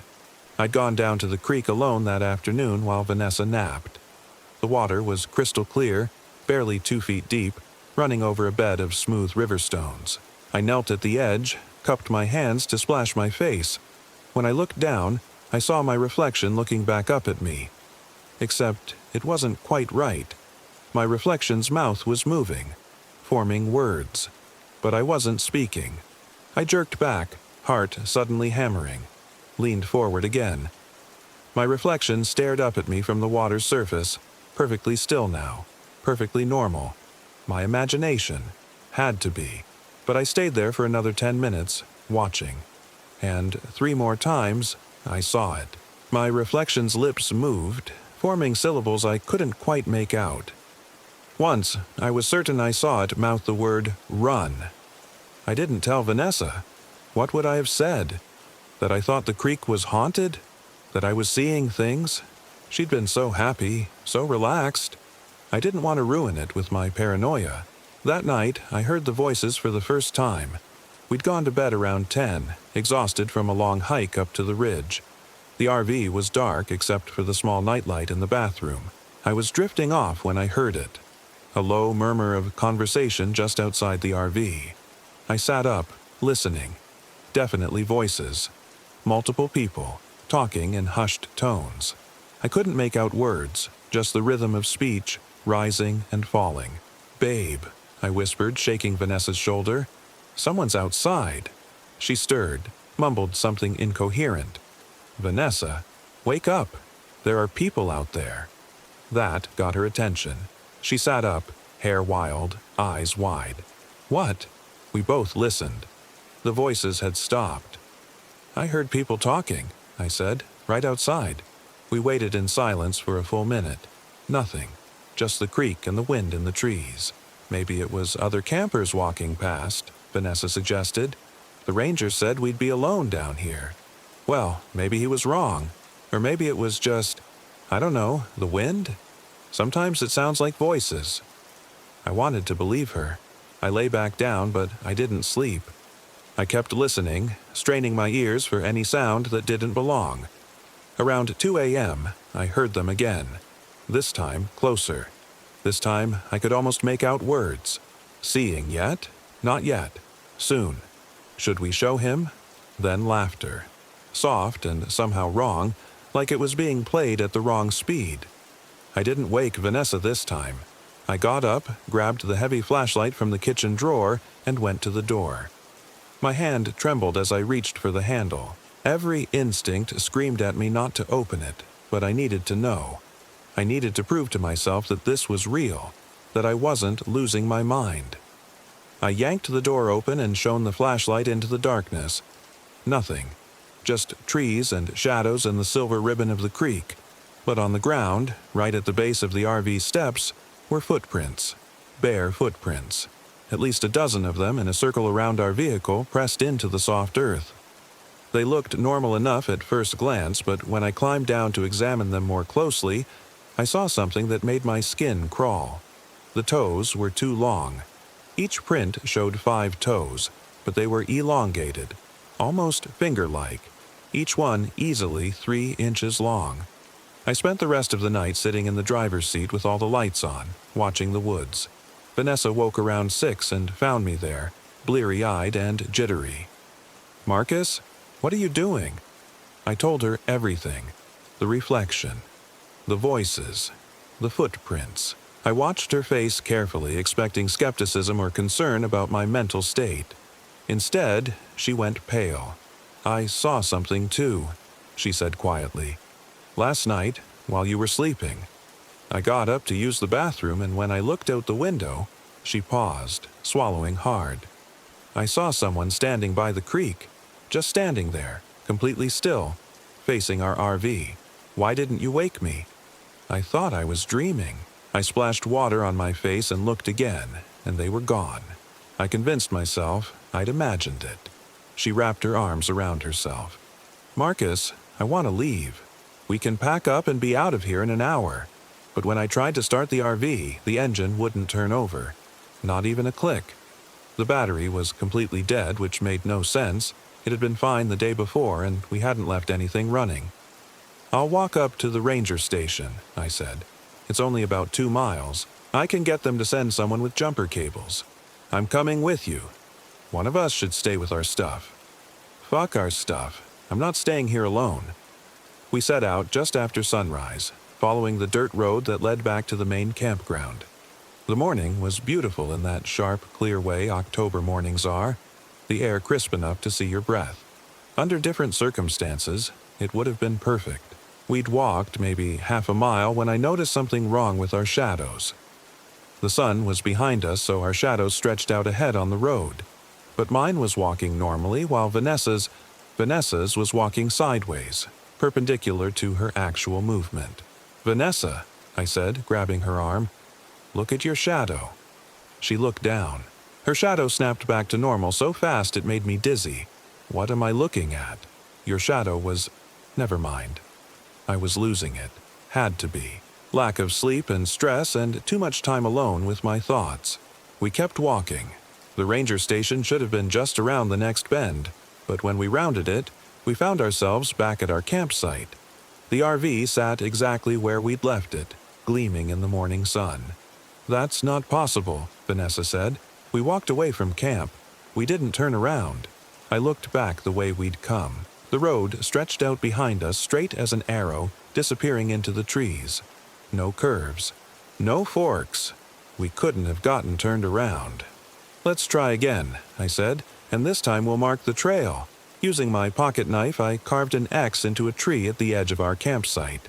Then we set out again, this time both of us watching the road carefully, making sure we didn't deviate from the path.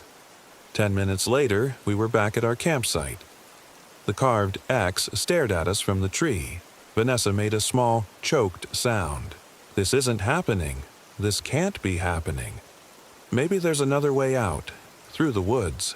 Marcus, we'll get lost. We're already lost. The road just brought us in a fucking circle. She was crying now, silently, tears streaming down her face. I pulled her close, but I was shaking too. The rules of the world had stopped working, and I had no idea how to fix it. We spent that day trying different routes. Every single one led back to Site 12. We tried following the creek upstream. We tried following it downstream. We tried heading directly away from the campsite in a straight line through the woods, marking trees as we went. Every attempt ended the same way. We'd push through underbrush or round a boulder, and there would be our RV, waiting for us like a loyal dog. As the sun began to set, we gave up. We were exhausted, scratched from thorns, and no closer to escape. The RV at least offered shelter and the illusion of safety. Tomorrow, I said. Tomorrow we'll figure this out. Maybe someone will come looking for us when we don't check out. But I didn't believe it. And I could see in Vanessa's eyes that she didn't either. That night, the voices came back. Louder this time. Clearer. He's ready, one said. Not yet, another answered. She needs to see too. Tomorrow then. Tomorrow. I held Vanessa in the dark, both of us too terrified to sleep. Around midnight, I heard something scraping along the outside of the RV. A slow, deliberate sound, like fingernails dragging across metal. It started at the back, moved along the side, passed right by the window where we huddled on the bed. I could see nothing through the glass but darkness. The scraping reached the front, paused, then started back the other way. Marcus, Vanessa whispered, go look at the creek. What? Just look, please. I didn't want to. God, I didn't want to. But I got up and went to the window facing the creek. In the moonlight, I could see the water, still and mirror smooth. There were people standing in it. At least 20 of them, maybe more, standing perfectly still in the shallow water. They were too far away to make out details, just dark silhouettes. but they were all facing our RV. As I watched, one of them raised an arm and pointed directly at me. Then, in perfect synchronization, they all began to walk toward us. "Lock the doors," I said, my voice cracking. "Lock everything." We scrambled through the RV, checking every lock, every window. The footsteps grew closer. I could hear them now, splashing through the creek, then the soft thud of feet on grass. They surrounded the RV. I couldn't see them anymore. They stayed just out of view of the windows, but I could feel them out there, could hear their breathing, wet and raspy. Something tapped on the window by my head. 3 slow, deliberate knocks.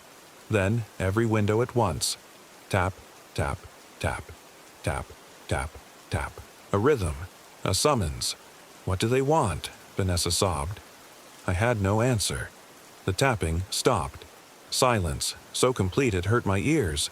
Then, from outside, a voice spoke. It was my voice. Exactly my voice. "Vanessa," it said. "Come outside. I need to show you something." She looked at me with wide, terrified eyes. "That's not me," I said. "Don't listen to it." "Vanessa," the voice said again. "The water wants to show you something. Come look." Another voice joined it. This one was Vanessa's voice, but wrong somehow. The inflection off, like someone doing an impression. "Marcus," Vanessa's voice called from outside. "I'm scared. Please come help me." More voices joined in. Dozens of them, all using our voices, all calling to each other, having conversations we'd never had. "Do you love me, Marcus?" "I love you, Vanessa." "Then why won't you look?" "Look at what?"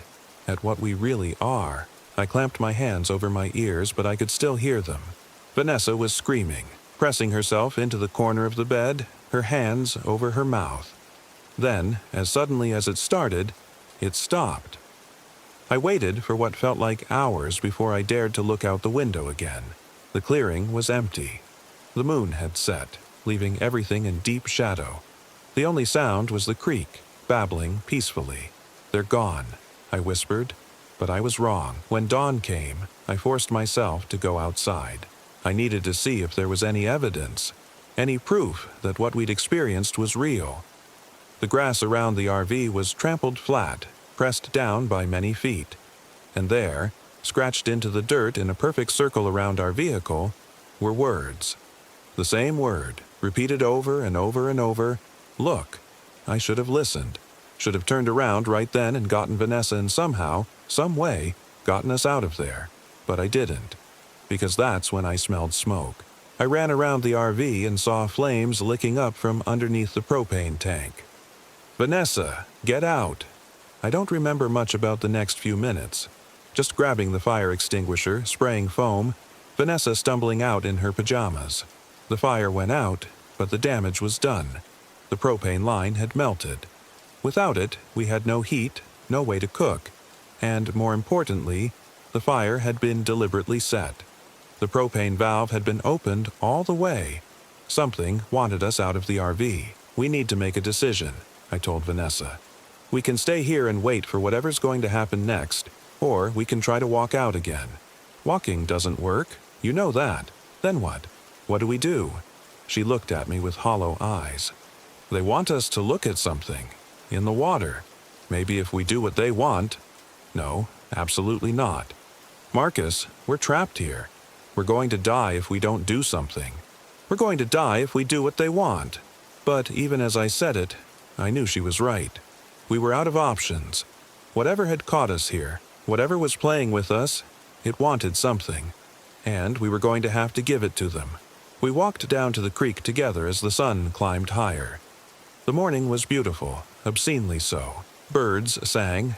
A deer watched us from the tree line, then bounded away. The water was clear and still, barely 6 inches deep over the rocks. "What now?" I asked. Vanessa knelt at the edge, staring into the water. I knelt beside her. My reflection looked back at me. It smiled. I wasn't smiling. "Marcus," it said. I heard the voice not from the water but inside my head. "Do you want to know why you can't leave?" I couldn't answer, couldn't move. "You've been here before," my reflection said. Its mouth moved differently than the words I was hearing, like a badly dubbed movie. Don't you remember? That's not true, I managed to say. Look closer. The water rippled, though there was no wind. The reflection changed. Now I was looking at myself, but younger, maybe 13 or 14.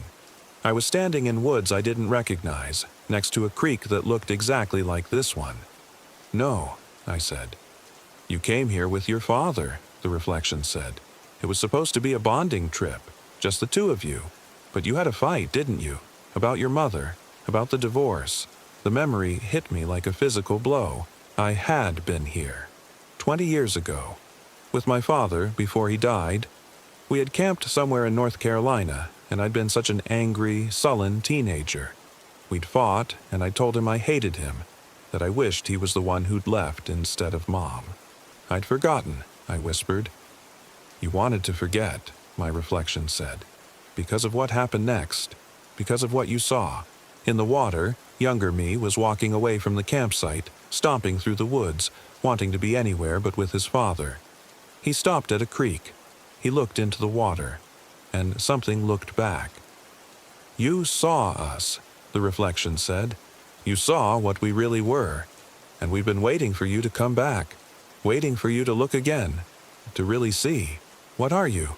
The reflection smiled wider, too wide. Its mouth stretched open, showing rows and rows of teeth that went back into impossible darkness. We're the space between, it said. The fold in reality. We're what happens when the world forgets to close a door. We're old, Marcus. Older than your kind. We were here before the trees, before the water, and we're very, very hungry. I tried to stand, to run, but I couldn't move. Beside me, Vanessa was frozen too. Her eyes locked on her own reflection. The boy, the young you. He saw us and ran, my reflection continued. Ran back to his father, babbling about monsters. But his father didn't believe him. Thought it was just more teenage drama. And eventually, you convinced yourself it was a dream, a hallucination. Let us go, I said. But you came back. After all these years, you came back, and you brought her. The reflection's eyes shifted to Vanessa. Fresh eyes. Fresh meat. In the water, I could see Vanessa's reflection now, too. It was speaking to her, though I couldn't hear what it was saying. Tears streamed down her real face. Here's the thing about this place, my reflection said. It remembers. The water remembers everyone who looks into it. And once you've looked, once you've really seen us, you become part of the memory, part of the fold. The water began to bubble and churn. Shapes rose from beneath the surface, not reflections but solid things, pulling themselves up from some impossible depth. They looked like people at first glance, but all wrong. Proportions off. Too many joints in their arms, faces that were blank save for a mouth. Your father saw too, my reflection said. That night, after you went to sleep, he came down to the creek to clear his head, and he looked into the water, and he saw us. Really saw us. My father died in a car accident, I said. My voice sounded very far away. Your father drove into a tree at 60 miles an hour 3 weeks after your camping trip. No skid marks, no attempt to brake. The police ruled it an accident, but you always wondered, didn't you? You always suspected. The things from the water were on the bank now, surrounding us. They smelled like rot and standing water and something else, something I had no name for. He couldn't stop seeing us, my reflection said. Everywhere he looked, we were there. In every window, every mirror, every puddle, watching him, speaking to him, telling him what we'd do to you, to your mother, if he didn't make it stop. You killed him. He killed himself. We just gave him the reason. One of the things reached out and touched Vanessa's hair. She whimpered but couldn't move. Now it's your turn, my reflection said. You and your pretty girlfriend. You'll see us everywhere now. In every reflection, every shadow. We'll be behind your eyes when you close them, in your dreams, in your waking hours, whispering, always whispering. The thing touched Vanessa's face with long, wrong fingers. Where it touched, her skin turned gray.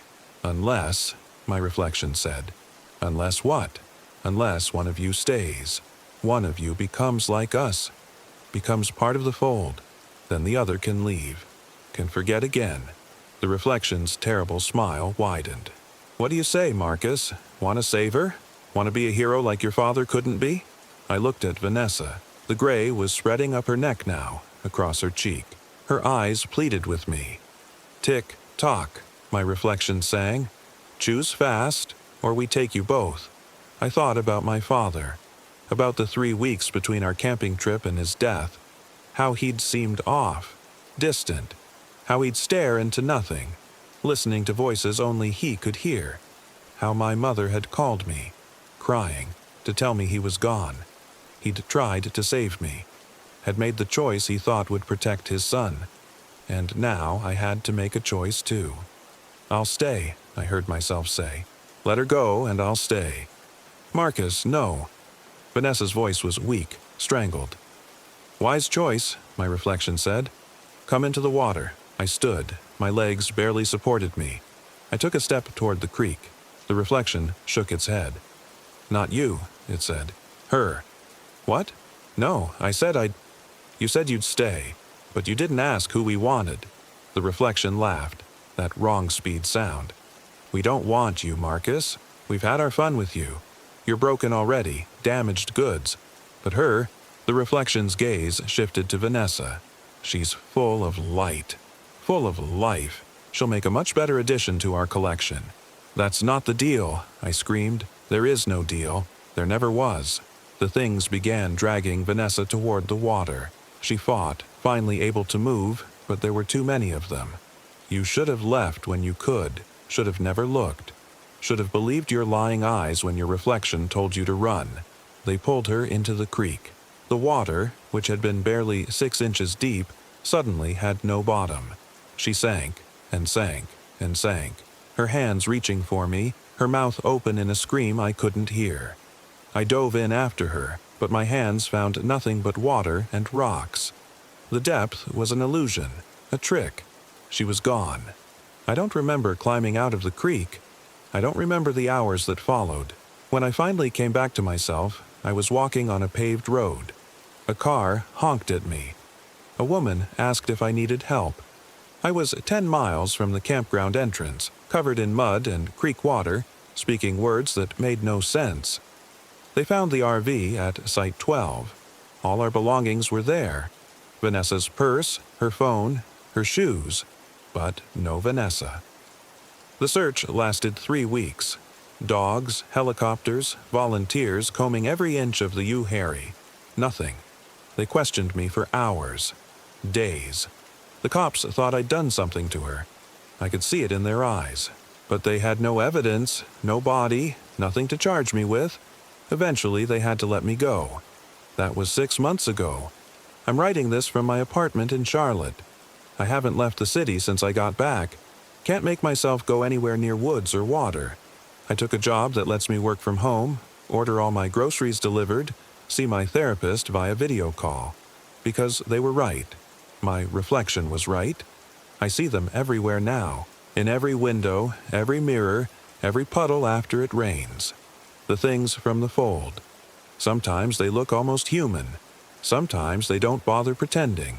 They watch me, follow me, and every single day my reflection mouths different words than what I'm saying. Yesterday, I was brushing my teeth and my reflection smiled at me. She's still screaming, it said. Want to hear? I closed my eyes and heard it. Vanessa's voice, distant and distorted, echoing up from some impossible depth, begging, crying. My name over and over. I've tried breaking every mirror in the apartment, but I still see them in my phone screen, in my laptop, in the chrome fixtures on my bathroom sink. Last night, I saw her, Vanessa. She was standing in my bathroom mirror, behind my reflection. She was gray now, all gray, the color of old meat. Her mouth moved, forming words. Your turn, she said. Your turn, your turn. I think she's right. I think they're coming for me. My father lasted 3 weeks. I've lasted 6 months. But I can feel it ending. Can feel the fold opening up beneath my feet. Sometimes I think about driving into a tree, 60 miles an hour. No brakes. but I don't think death will save me. I think whatever's waiting on the other side is worse. I think my father learned that too late. So instead, I write this. I write it down, hoping someone will read it. We'll learn from it. We'll stay the hell away from Blackwater Creek in Site 12 and any reflection that moves wrong in the water. Don't look. Whatever you do, don't look. Because if you see them, if you really see what's in the fold between moments, they'll see you too. And then they'll never, ever let you go. My reflection is smiling at me right now, even though I'm not smiling. Its mouth is moving, and this time I can read the words perfectly. Time to come home, Marcus. Time to come home. The water in my glass is getting deeper, deeper than it should be. I can see shapes moving in it, rising up from an impossible depth. I think I'm about to find out what happened to my father. I think I'm about to find out what happened to Vanessa. And I think very soon, someone else will see my face in the water at Blackwater Creek, mouthing words they can't quite hear. Run, I'll tell them. Run, but they won't listen. They never do. The water is calling me now.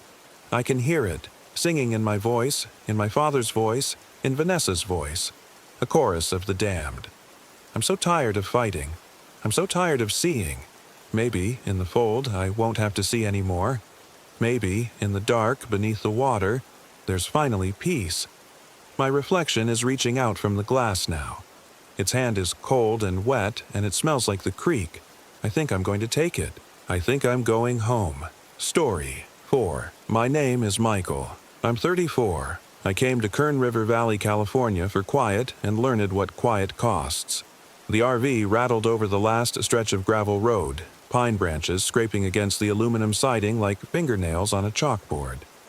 I'd rented the damn thing in Bakersfield 3 days ago, determined to finally take that solo trip I'd been promising myself since the divorce finalized. Karen got the house, the friends, even custody of our mutual therapist. I got the realization that I'd spent a decade building a life that felt like someone else's blueprint. So here I was, driving a 30-foot land yacht into the Sierra Nevada wilderness, following a faded map to a dispersed camping area the rental guy had marked with an X and the words, "Real peaceful. Nobody goes there no more." The road ended at a clearing surrounded by Jeffrey pines and black oaks, their branches creating a cathedral ceiling against the September sky. I could hear the Kern River somewhere below, a distant whisper promising solitude. The clearing was larger than I'd expected, maybe 50 yards across, with a stone fire ring at the center that looked like it hadn't been used in years. The ground was carpeted with pine needles and scattered with granite boulders that seemed to have rolled down from the ridge above. I killed the engine and sat for a moment in the sudden silence, feeling something loosen in my chest. No traffic, no neighbors, no Karen asking why I was retreating instead of processing. Just trees, sky, and the faint smell of resin and dry earth. The first 2 days passed in a blur of deliberate nothingness. I hiked down to the river, read 3 paperbacks I'd been meaning to finish for years, made terrible coffee on the RV's propane stove, and slept better than I had in months. I didn't see another soul. The forest was mine. On the 3rd morning, I woke to find birds perched in the trees around my clearing. Nothing unusual about that, except there must have been 200 of them, arranged in perfect concentric circles radiating out from the RV. Steller's jays, mostly, with their punk rock crests and bold blue feathers, but also scrub jays, ravens, and what looked like red-tailed hawks sharing branches with their usual prey. They weren't singing, they weren't moving. They were just sitting there, all facing inward, all staring at my RV with the kind of focused intensity that made my skin prickle. I stood at the window for 5 minutes, watching them watch me. None of them blinked. None of them shifted position. They sat like they'd been carved from wood and placed there deliberately, an audience waiting for a performance to begin. "Okay," I said out loud, my voice sounding strange in the stillness. "This is weird." I made coffee and tried to ignore them, but I could feel their collective gaze like heat on my skin. When I finally worked up the nerve to step outside, they didn't fly away. They didn't even rustle their feathers. They just kept staring, hundreds of black eyes fixed on me with an attention that felt almost hungry. I walked around the RV slowly, testing whether they'd react to movement. Nothing. I waved my arms. Nothing. I clapped my hands once, sharp and loud. One of the ravens opened its beak slightly, but no sound came out. The hair on the back of my neck stood up. I retreated inside and watched them through the window for another hour. They didn't move. Finally, around 9 a.m., they all took flight at exactly the same moment, rising in a synchronized column that blocked out the sun for 3 full seconds before dispersing in every direction. The silence they left behind felt heavier than their presence had. I tried to shake it off. Birds were weird. Nature was weird. I'd read about murmurations and swarm intelligence. This was probably just some instinctive behavior I didn't understand, some response to seasonal changes or predator presence. But I couldn't stop thinking about the way they'd arranged themselves in those perfect circles, like ripples spreading out from a stone dropped in still water, like they were marking something, surrounding something. That afternoon, I decided to hike up to the ridge above my campsite. I needed to move, to break the spell of stillness that seemed to have settled over the clearing. The trail was overgrown but manageable, switchbacking through manzanita and chamise until the trees thinned and granite dominated the landscape. At the top, I found a flat expanse of stone with a view that stretched for miles, the Kern River carving its silver thread through the valley, distant peaks still holding patches of snow in their northern faces, the endless green carpet of forest marching toward the horizon. And directly below me, my clearing. From up here, I could see the pattern clearly. The trees around the clearing weren't randomly distributed. They formed a nearly perfect circle, with my RV parked almost exactly at the center.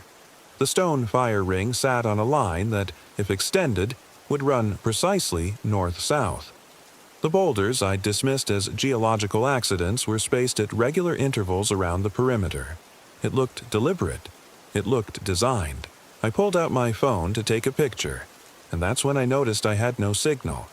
I'd expected that, but what I hadn't expected was for the compass app to start spinning wildly, the needle jerking between directions like it couldn't decide which way was north. A shadow passed over me, and I looked up to see a red-tailed hawk circling about 20 feet above my head. As I watched, another joined it, then another. Within minutes, there were at least 30 hawks riding the thermals directly above me, circling in a slow, deliberate spiral that mirrored the arrangement of trees below.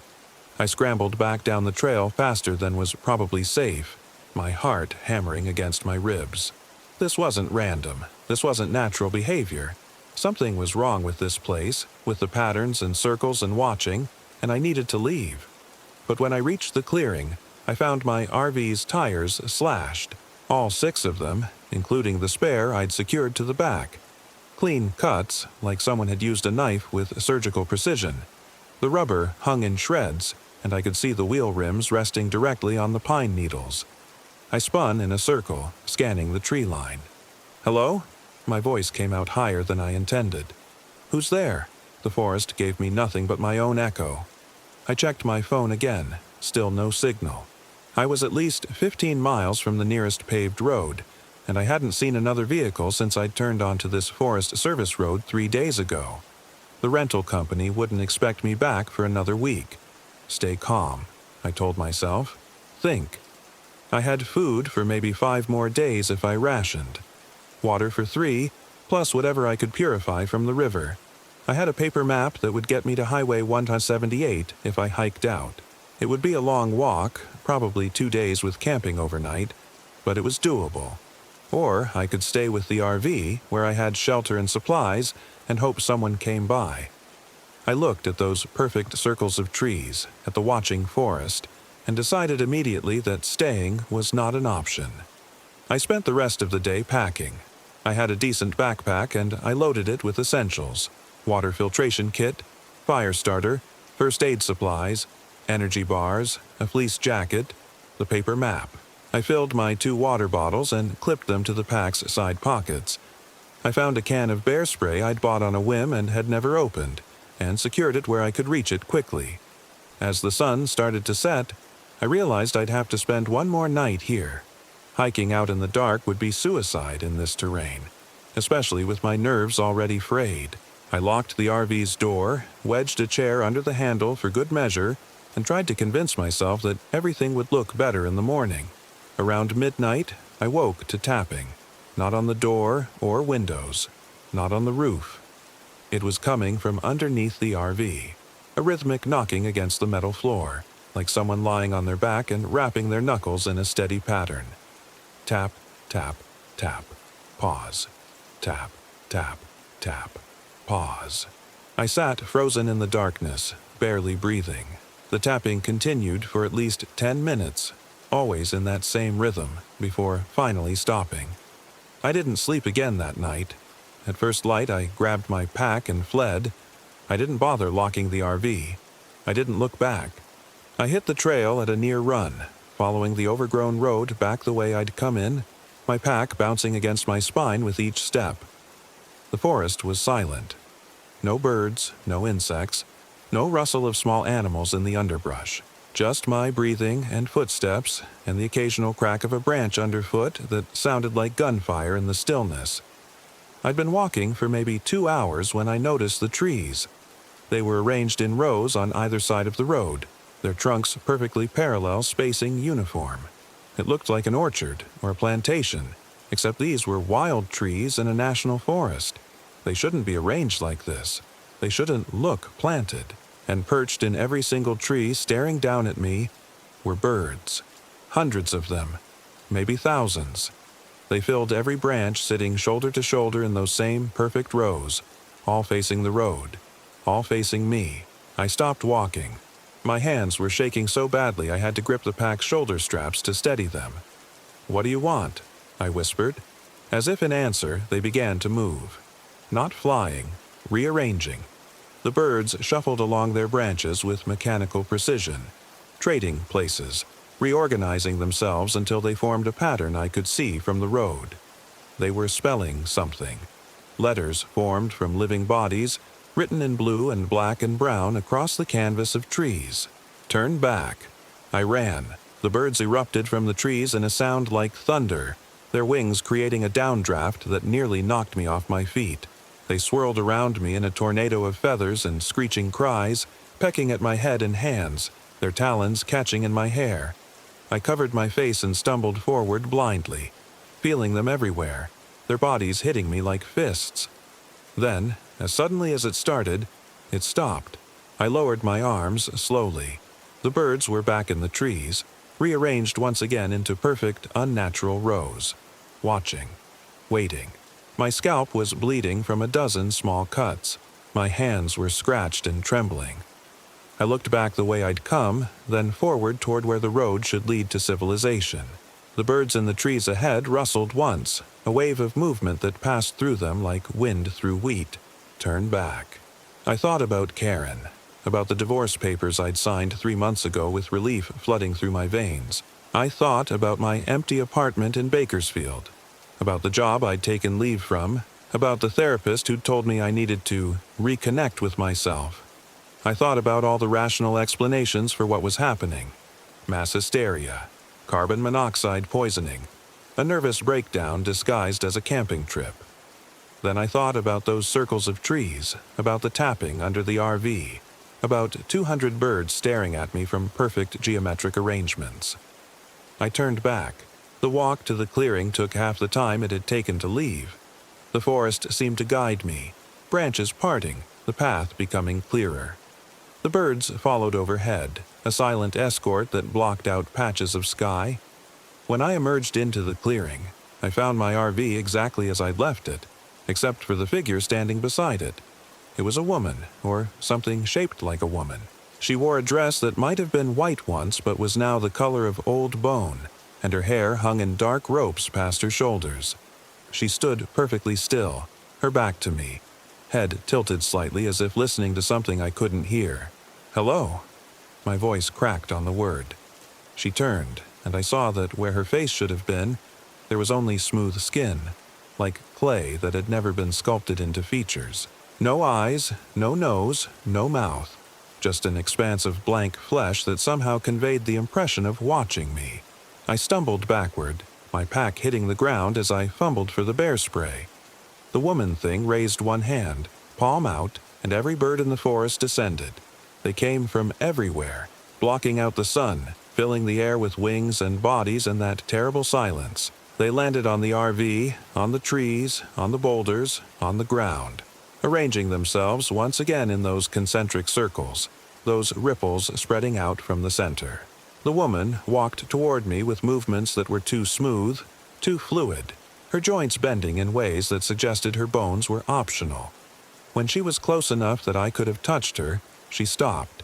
She pointed at the ground beneath my feet. I looked down and saw that I was standing in the exact center of the clearing, in the exact center of all those circles. The fire ring was behind me. The RV was to my left. The boulders marked the perimeter like stones in a clock face.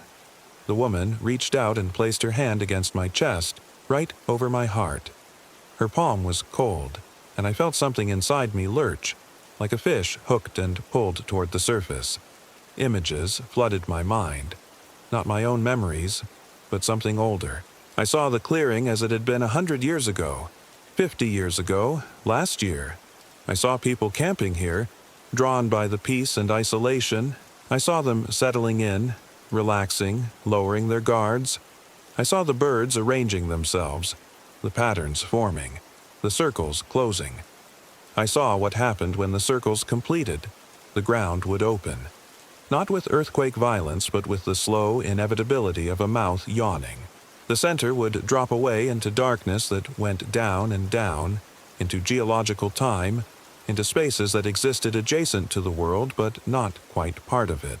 And whatever was camped in the center would fall, would tumble into that lightless throat, would become food for something that had been hungry since before humans learned to name their fears.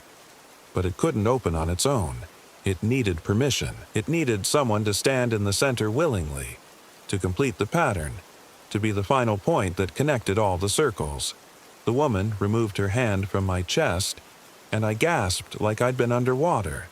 She pointed at the RV again, then at the forest beyond the clearing. She was giving me a choice. Stay and be the center, the point where all the lines converged, the sacrifice that fed the hunger beneath, or leave and let someone else find this place. Let the birds guide them here with promises of peace and solitude. Let the circles form around another unsuspecting soul who just wanted to escape their life for a few days.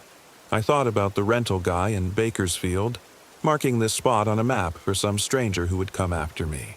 I thought about the real peaceful tone in his voice, about how he'd said, "Nobody goes there no more," like it was a selling point instead of a warning. I thought about Karen and the divorce and the emptiness I'd been running from, about the life I'd built that never quite fit, about standing at the center of something and feeling like I was invisible. At least here, I'd be seen. The woman tilted her smooth, featureless face, waiting. I looked at the birds arrayed in their perfect formations, at the trees forming their inexorable circles, at the fire ring marking true north behind me. I looked at the sky visible through the canopy, at the mountains beyond, at the world that kept turning whether I was part of it or not. Then I looked at my pack lying on the ground, at the trail leading out of this place, at the possibility of walking away and pretending this had never happened. "I'll stay," I heard myself say. The woman nodded once and the birds took flight in perfect synchronization. They formed a spiral above the clearing, ascending higher and higher until they were just specks against the blue. Then they scattered, dispersing in every direction like seeds on the wind, off to guide others here, to show them the map, to whisper about the peace and quiet they'd find in this forgotten corner of Kern River Valley. The woman walked backward toward the tree line, her movements reversing like film played in rewind until she disappeared between the pines. I was alone in the clearing, standing in the center of all those circles, feeling the ground beneath my feet already beginning to soften. It would take time, days, maybe weeks. The hungry thing below was patient. It had waited this long. It could wait a little longer. But eventually I would sink. The earth would swallow me incrementally, inch by careful inch, pulling me down into that darkness where things with no names waited to be fed. I walked back to the RV. It only took 5 steps from the center, and climbed inside. I made coffee. I sat at the small dinette table and looked out the window at the forest that had claimed me. The rational part of my brain screamed that I could still leave, that it wasn't too late, that I could call for help once I got to a place with cell service. But I knew, with the certainty of someone who'd touched something vast and terrible, that leaving was no longer an option. The choice had been made the moment I'd turned back on that road, the moment I'd obeyed those 2 words spelled out in living birds. Turn back. I'd turned back, and in doing so, I'd accepted the terms. That was 3 weeks ago. The ground has risen past my ankles now, covering the floor of the RV in 2 inches of soft earth that grows a little deeper every night. I stopped trying to sweep it away after the first few days. There's no point. The birds come back sometimes, arranging themselves in new patterns, writing messages I can't always read. Last week they spelled out coordinates. 2 days ago they formed an arrow pointing east. They're guiding others here, showing them the secret, peaceful place where nobody goes anymore. I wonder who'll arrive first. Maybe a couple trying to reconnect. Maybe a family seeking adventure. Maybe another divorced man running from the life he couldn't figure out how to live. I wonder if I'll still be visible by then, or if I'll already be part of the pattern, another element in the hungry circle that draws people to its center. The woman with no face visits at night. She stands at the edge of the clearing and watches the RV sink incrementally into the earth. Sometimes she tilts her head like she's listening to the thing below, to the ancient appetite that's swallowing me slowly. I don't try to leave anymore. I sit at the dinette table and watch the forest through windows that are now level with the ground. The earth rises past my knees, soft and warm, patient and inevitable. I make coffee on the propane stove until the earth covers the tank. I read my paperbacks until the earth covers my lap and I can no longer turn the pages. The birds return today, thousands of them, perching in perfect circles that stretch to the horizon. They're waiting for the moment when the pattern completes, when the center finally surrenders to the pull from below, when the hungry thing gets fed, and the circles can start over with someone new. I can feel it now. The vast appetite beneath the earth, older than mountains, patient as stone. It's been calling people to this clearing for longer than anyone remembers, and it will keep calling them long after I'm gone. The earth is past my chest now. Another few hours, maybe a day, and it will cover my face. The birds will scatter to guide the next traveler, and the woman with no face will return to the trees, and the clearing will wait in perfect stillness for someone else seeking quiet. I came to Kern River Valley for peace, and I found it. The peace of surrender. The peace of being finally, irrevocably seen. The peace of standing at the center of something larger than myself, even if that something is hunger wearing the mask of sanctuary. The earth reaches my chin. I can taste it now, mineral and ancient and patient. The birds shift on their branches, rearranging themselves one final time. They spell out 2 words, a message for whoever comes next, a promise and a warning that I understand now with perfect clarity. Real, peaceful story, and 5. It is. My name is Rachel. It really is. I'm 34. My tent at Devil's Den State Park was zipped from the outside. I should have known something was wrong the moment Jeff suggested Devil's Den.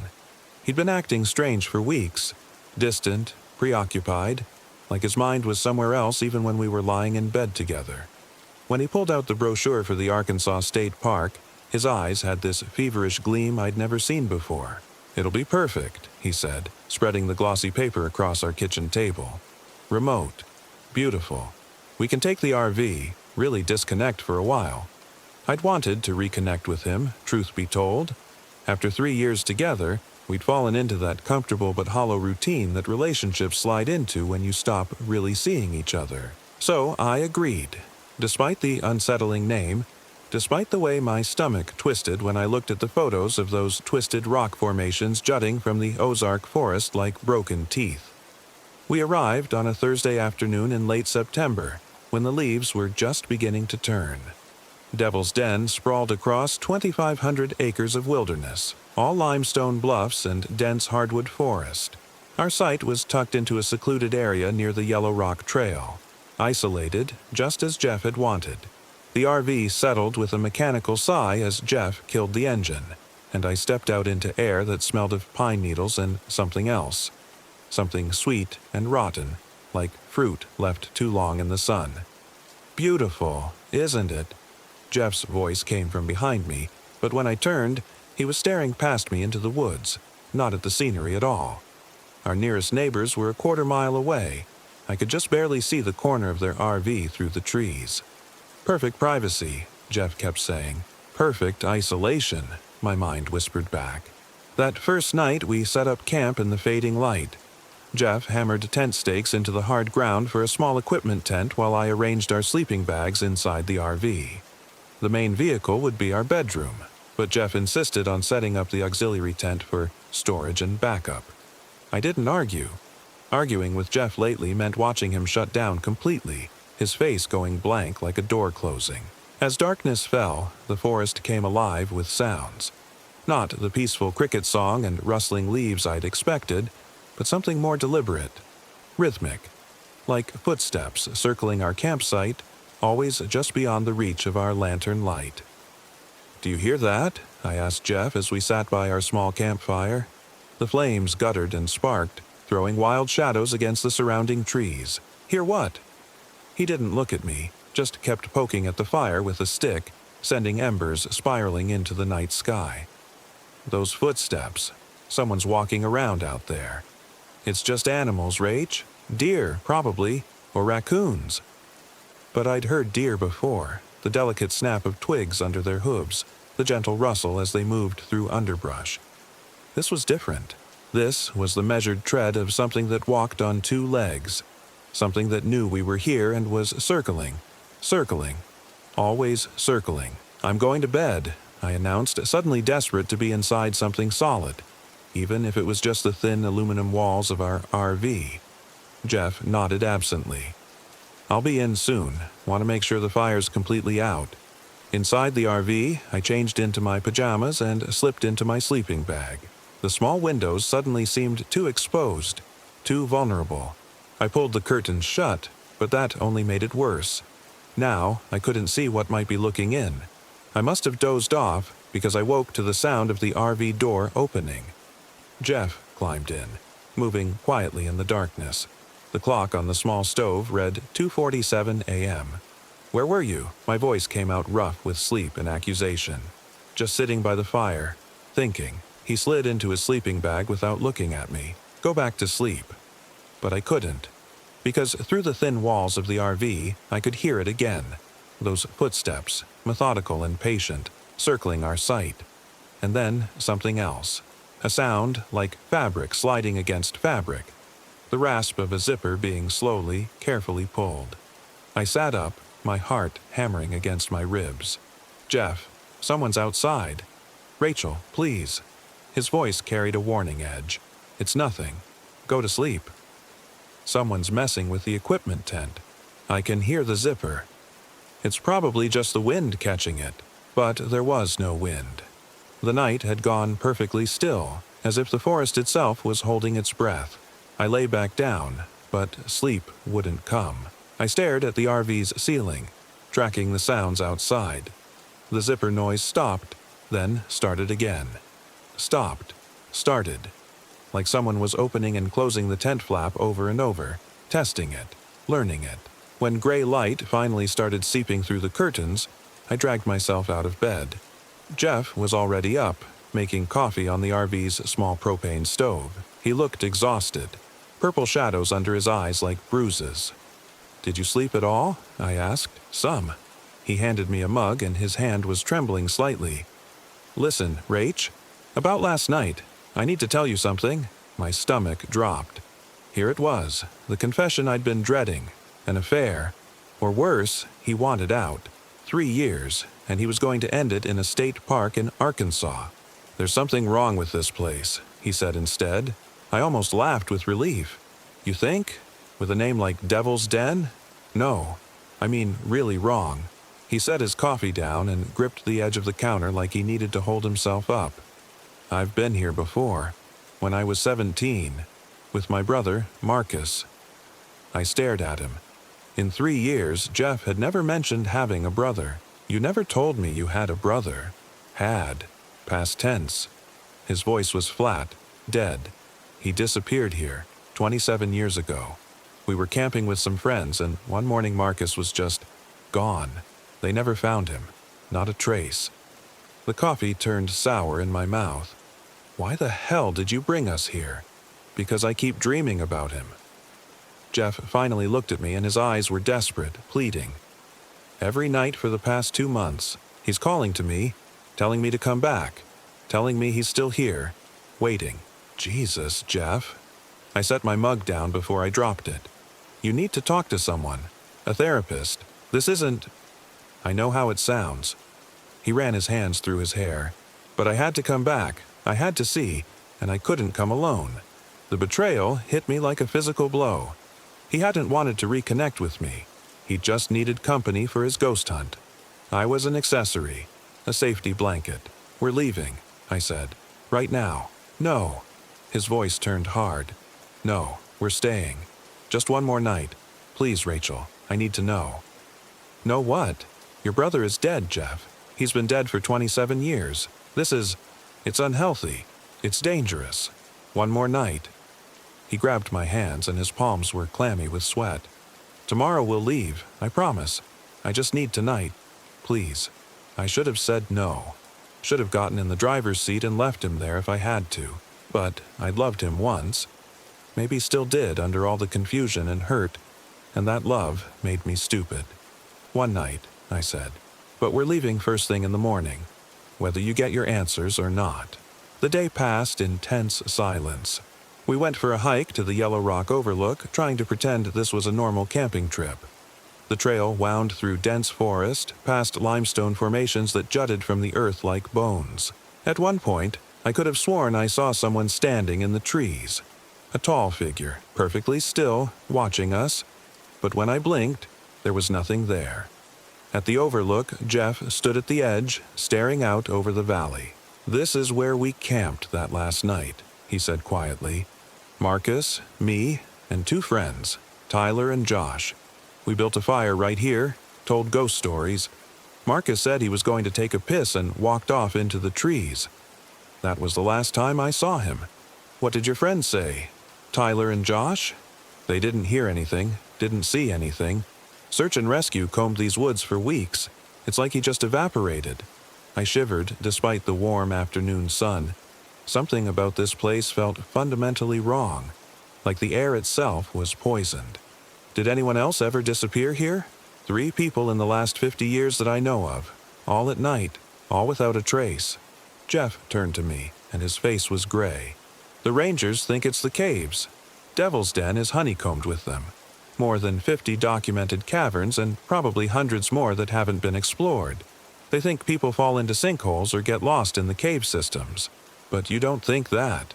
Marcus was terrified of small spaces. Claustrophobic. He'd never go into a cave voluntarily. Jeff's voice dropped to almost a whisper. And that last night before he disappeared, he kept saying he heard someone calling his name from the woods. A woman's voice, he said. Singing, the sun suddenly seemed too bright, the shadows too deep. I wanted desperately to be anywhere else. We hiked back to camp in silence as the sun began its descent. The forest grew darker, the spaces between the trees filling with shadow like water pouring into a well. That sweet rot smell grew stronger, making my stomach turn. Jeff insisted on making dinner. Hot dogs and beans cooked over our campfire. I couldn't eat more than a few bites. Everything tasted like ash, and that smell kept creeping in, overlaying everything with decay. As night fell, I noticed something that made my skin crawl. Our equipment tent, the one I'd heard being unzipped the night before, was open. Not just open. The flap was pulled back and secured with ties like someone had deliberately set it up that way. Jeff, did you open the storage tent? He looked over and his face went pale. No, I haven't touched it since we set it up. Well, someone did. We approached the tent slowly, like it might bite. Inside, our spare supplies were neatly arranged, too neatly. The sleeping bags we'd stored there were unrolled, laid out side by side as if someone had been sleeping in them. And in the center of the tent, arranged in a perfect circle, were small bones. Bird bones, maybe, or something else. Something that had died in these woods. What the fuck? Jeff's voice was barely a whisper. We're leaving. Now. I was already backing away, my heart racing. I don't care what time it is, we're getting in the RV and driving away from here. Wait. Jeff held up his hand. Listen. At first, I didn't hear anything. Just the normal night sounds of the forest. But then, cutting through the chirp of crickets and rustle of leaves, came something else. A voice. A woman's voice, high and sweet, singing a melody that made my teeth ache. That's it, Jeff breathed. That's what Marcus heard. That's the song. The voice seemed to come from everywhere and nowhere at once, echoing through the trees. I couldn't make out the words, but the tune was hypnotic, calling, beckoning. And underneath the singing, I could hear footsteps again, multiple sets of them now, converging on our campsite from all directions. Jeff took a step toward the trees, toward the singing, and I grabbed his arm. No, whatever that is, we're not going toward it. But Marcus is dead. The words came out harsher than I intended, but they needed to be said. He's been dead for 27 years, and whatever's out there isn't him. Jeff wrenched his arm free. You don't know that. You don't understand. I've spent my whole life wondering what happened to him, and now I'm so close. Close to what? Disappearing too? I was crying now, tears of frustration and fear streaming down my face. Please, Jeff, please don't do this. For a moment I thought I'd reached him. His expression softened, and he looked at me. Really looked at me. For the first time in weeks. But then the singing changed, modulating to a lower register, and his eyes glazed over.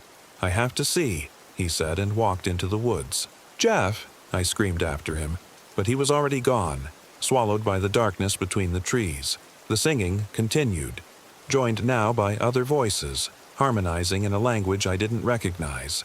I stood frozen by the fire, every instinct screaming at me to run, to get in the RV and drive until the tank was empty. But I couldn't leave him. Despite everything, the lies, the manipulation, the selfishness, I couldn't just abandon him. I grabbed a flashlight from the RV and followed him into the woods. The forest at night was a different world. My flashlight beam seemed to die after only a few feet, swallowed by a darkness that felt almost solid. The trees pressed in close, their branches reaching down like grasping fingers. I called Jeff's name, but my voice sounded muffled, absorbed by the thick air.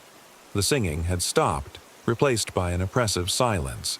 Even the insects had gone quiet, as if they knew something terrible was about to happen. I followed what I thought was a trail, but the ground kept shifting under my feet, roots seeming to move and writhe like living things. Twice I nearly fell into depressions in the earth, sinkholes or cave entrances impossible to tell in the darkness. Then I heard it, a whimpering sound, almost like a child crying. It came from somewhere ahead, and against every ounce of common sense I possessed, I moved toward it. I found Jeff in a small clearing, on his knees in the dirt. He was shaking, his hands pressed to his ears, and that whimpering sound was coming from him. Jeff! I ran to him, grabbed his shoulders. We have to go. Now. He looked up at me, and his eyes were wrong. The pupils were too large, swallowing the color, and when he spoke, his voice sounded hollow. She showed me, Rachel. She showed me what happened to Marcus. Who showed you? What are you talking about? The woman. The one who's been singing. He pointed past me with a trembling hand. She's right there. Can't you see her? I turned slowly, my flashlight beam sweeping across the clearing. There was nothing there. Just trees and shadows and... Wait. One of the shadows was wrong. Too tall. Too still. As I watched, it detached itself from the darkness and stepped into the weak circle of my flashlight. It looked like a woman, but only in the loosest sense. Too thin, too elongated, like someone had taken a human form and stretched it on a rack. Her skin was the color of old bone, and her hair hung down to her waist in matted tangles filled with twigs and what looked like small bones. She wore what might have once been a dress, but it was so rotted and filthy that it hung off her frame in strips. But it was her face that made something break inside my mind. She had no eyes, just smooth skin where they should have been, and yet I could feel her watching us. Her mouth opened, revealing too many teeth, all of them filed to points. She began to sing again, and this time I could understand some of the words. An old song, an Appalachian folk tune I vaguely remembered from childhood. Something about going down to the valley, down to the green, where no one could find you, where you'd never be seen. Jeff stood up, still staring at the thing. That's what happened to Marcus. She took him. She takes all of them. They don't disappear, they're taken. Down into the caves, into the deep places. She keeps them there. Jeff, we have to run. I pulled at his arm, but he wouldn't budge. She says she'll let us see him, Jeff continued, his voice dreamy and distant. If we come with her, if we go down below. She says he's been waiting for me all these years, missing me, wanting me to join him. That thing is lying, I screamed at him. Whatever it is, it's not human, and it's not your friend. The creature's head tilted, considering me, and then she smiled. That smile was the most terrible thing I'd ever seen. It split her face nearly in half, revealing a throat that seemed to go down forever, lined with those pointed teeth. She spoke, and her voice was like wind through dead leaves. Your man wants to go below. Into the deep places, where the walls press close and the darkness is absolute. Where my children play with bones and sing old songs. She laughed, a sound like breaking glass. But you could go too, if you wanted. You could see what he sees, feel what he feels. More figures emerged from the trees behind her. At first, I thought they were more of those things, but as they stumbled into the light, I realized they were human, or had been.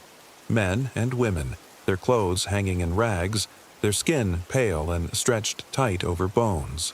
Their eyes were empty sockets, weeping dark fluid. Some were clearly recent, their bodies still mostly intact. Others were little more than animated corpses, held together by something that shouldn't exist.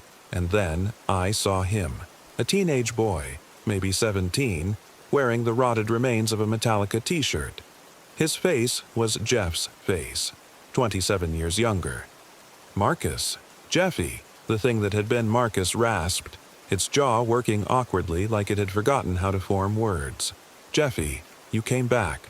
I've been waiting so long. Come below with us. Come down where it's safe. Jeff took a step toward his brother, then another.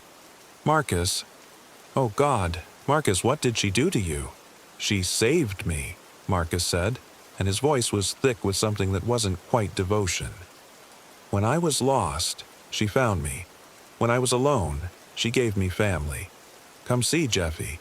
Come see what it's like to never be afraid again. I grabbed Jeff's arm hard enough to bruise. That's not your brother. Not anymore. Whatever he was is gone. Jeff looked at me and tears were streaming down his face.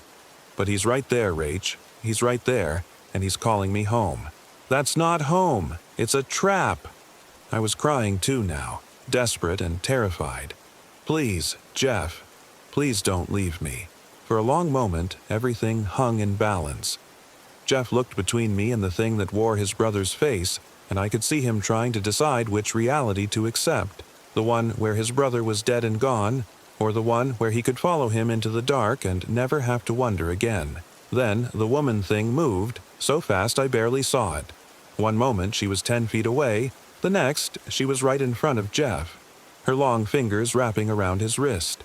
Her mouth opened impossibly wide, and that singing poured out again.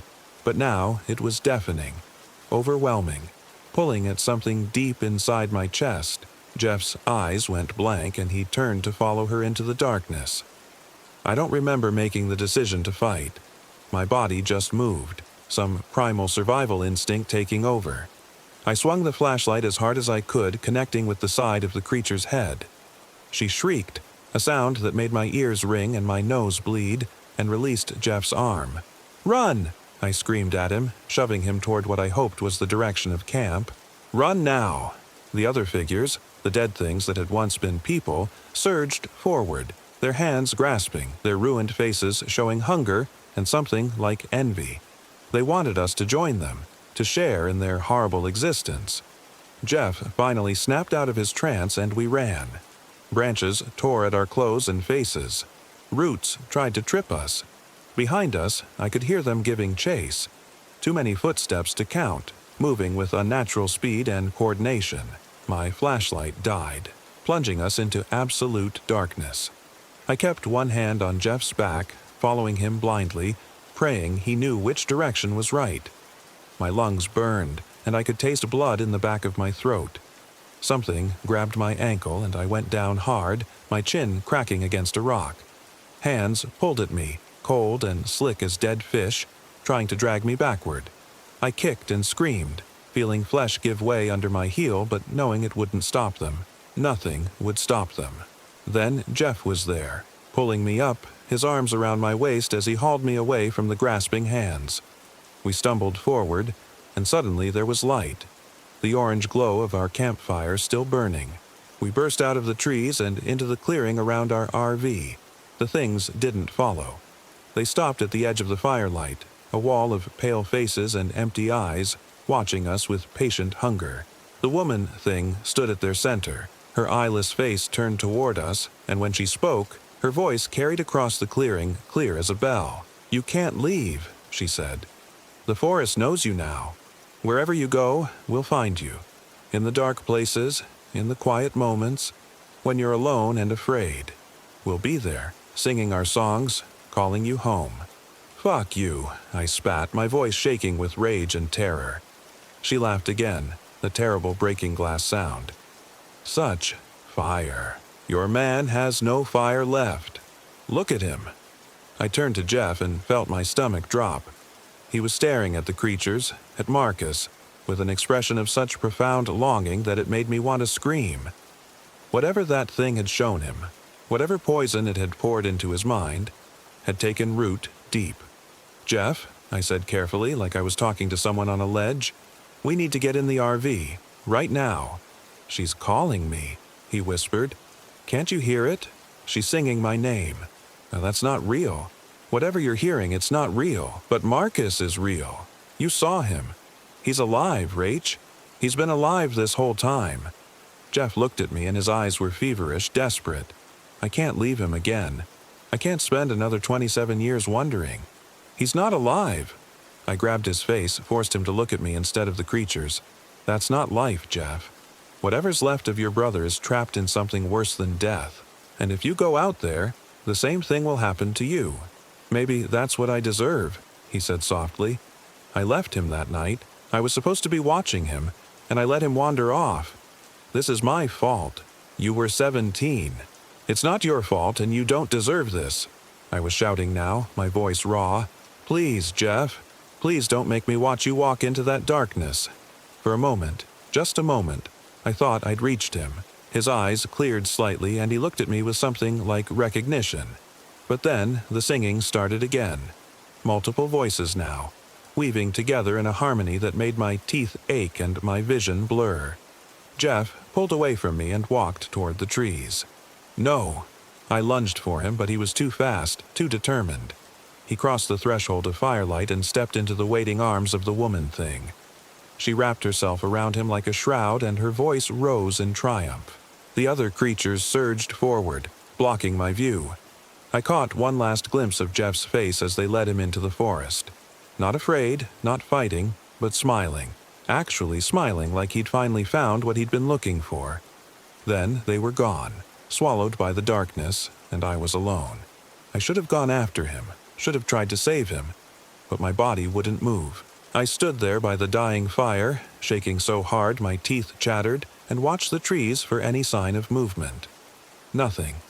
Even the normal night sounds had returned, crickets and wind and the distant hoot of an owl, as if the last hour hadn't happened, as if Jeff had simply ceased to exist. When I could finally move again, I went to the equipment tent. The flap was open, just as it had been before, and I knew with absolute certainty that I hadn't opened it. And I knew that someone else had been there while Jeff and I were in the woods. Inside, the sleeping bags were zipped up tight, sealed from the inside, and on the ground where the circle of bones had been, there was a message written in the dirt. "He's with us now." I ran to the RV, my hands shaking so badly I could barely get the key in the ignition. The engine turned over with a cough and I didn't wait. Didn't pack up our things or secure the equipment. I just drove, following the dirt road by instinct more than sight, branches scraping against the sides of the vehicle. I made it to the park entrance as the sun was rising, painting the sky in shades of red that looked too much like blood. The ranger station was still closed, but I didn't stop. I drove until I hit the highway, then kept driving, putting as many miles between myself and Devil's Den as possible. I reported Jeff missing when I got to the next town. The police were sympathetic, but not surprised. Devil's Den had a reputation, they said. People went missing there sometimes. Usually hikers who wandered off trail got lost in the caves. They'd send a search party, but I shouldn't get my hopes up. They never found him, just like they never found Marcus. The official report listed him as lost, presumed dead, probably fallen into one of the many unmapped cave systems. Case closed. That was 3 months ago. I should feel safe now, hundreds of miles away in my apartment in Portland. I changed my phone number, quit my job, moved across the country, started seeing a therapist who gives me pills that help me sleep through the night without dreaming. But it doesn't matter, because she was telling the truth. The woman thing, the creature that took Jeff.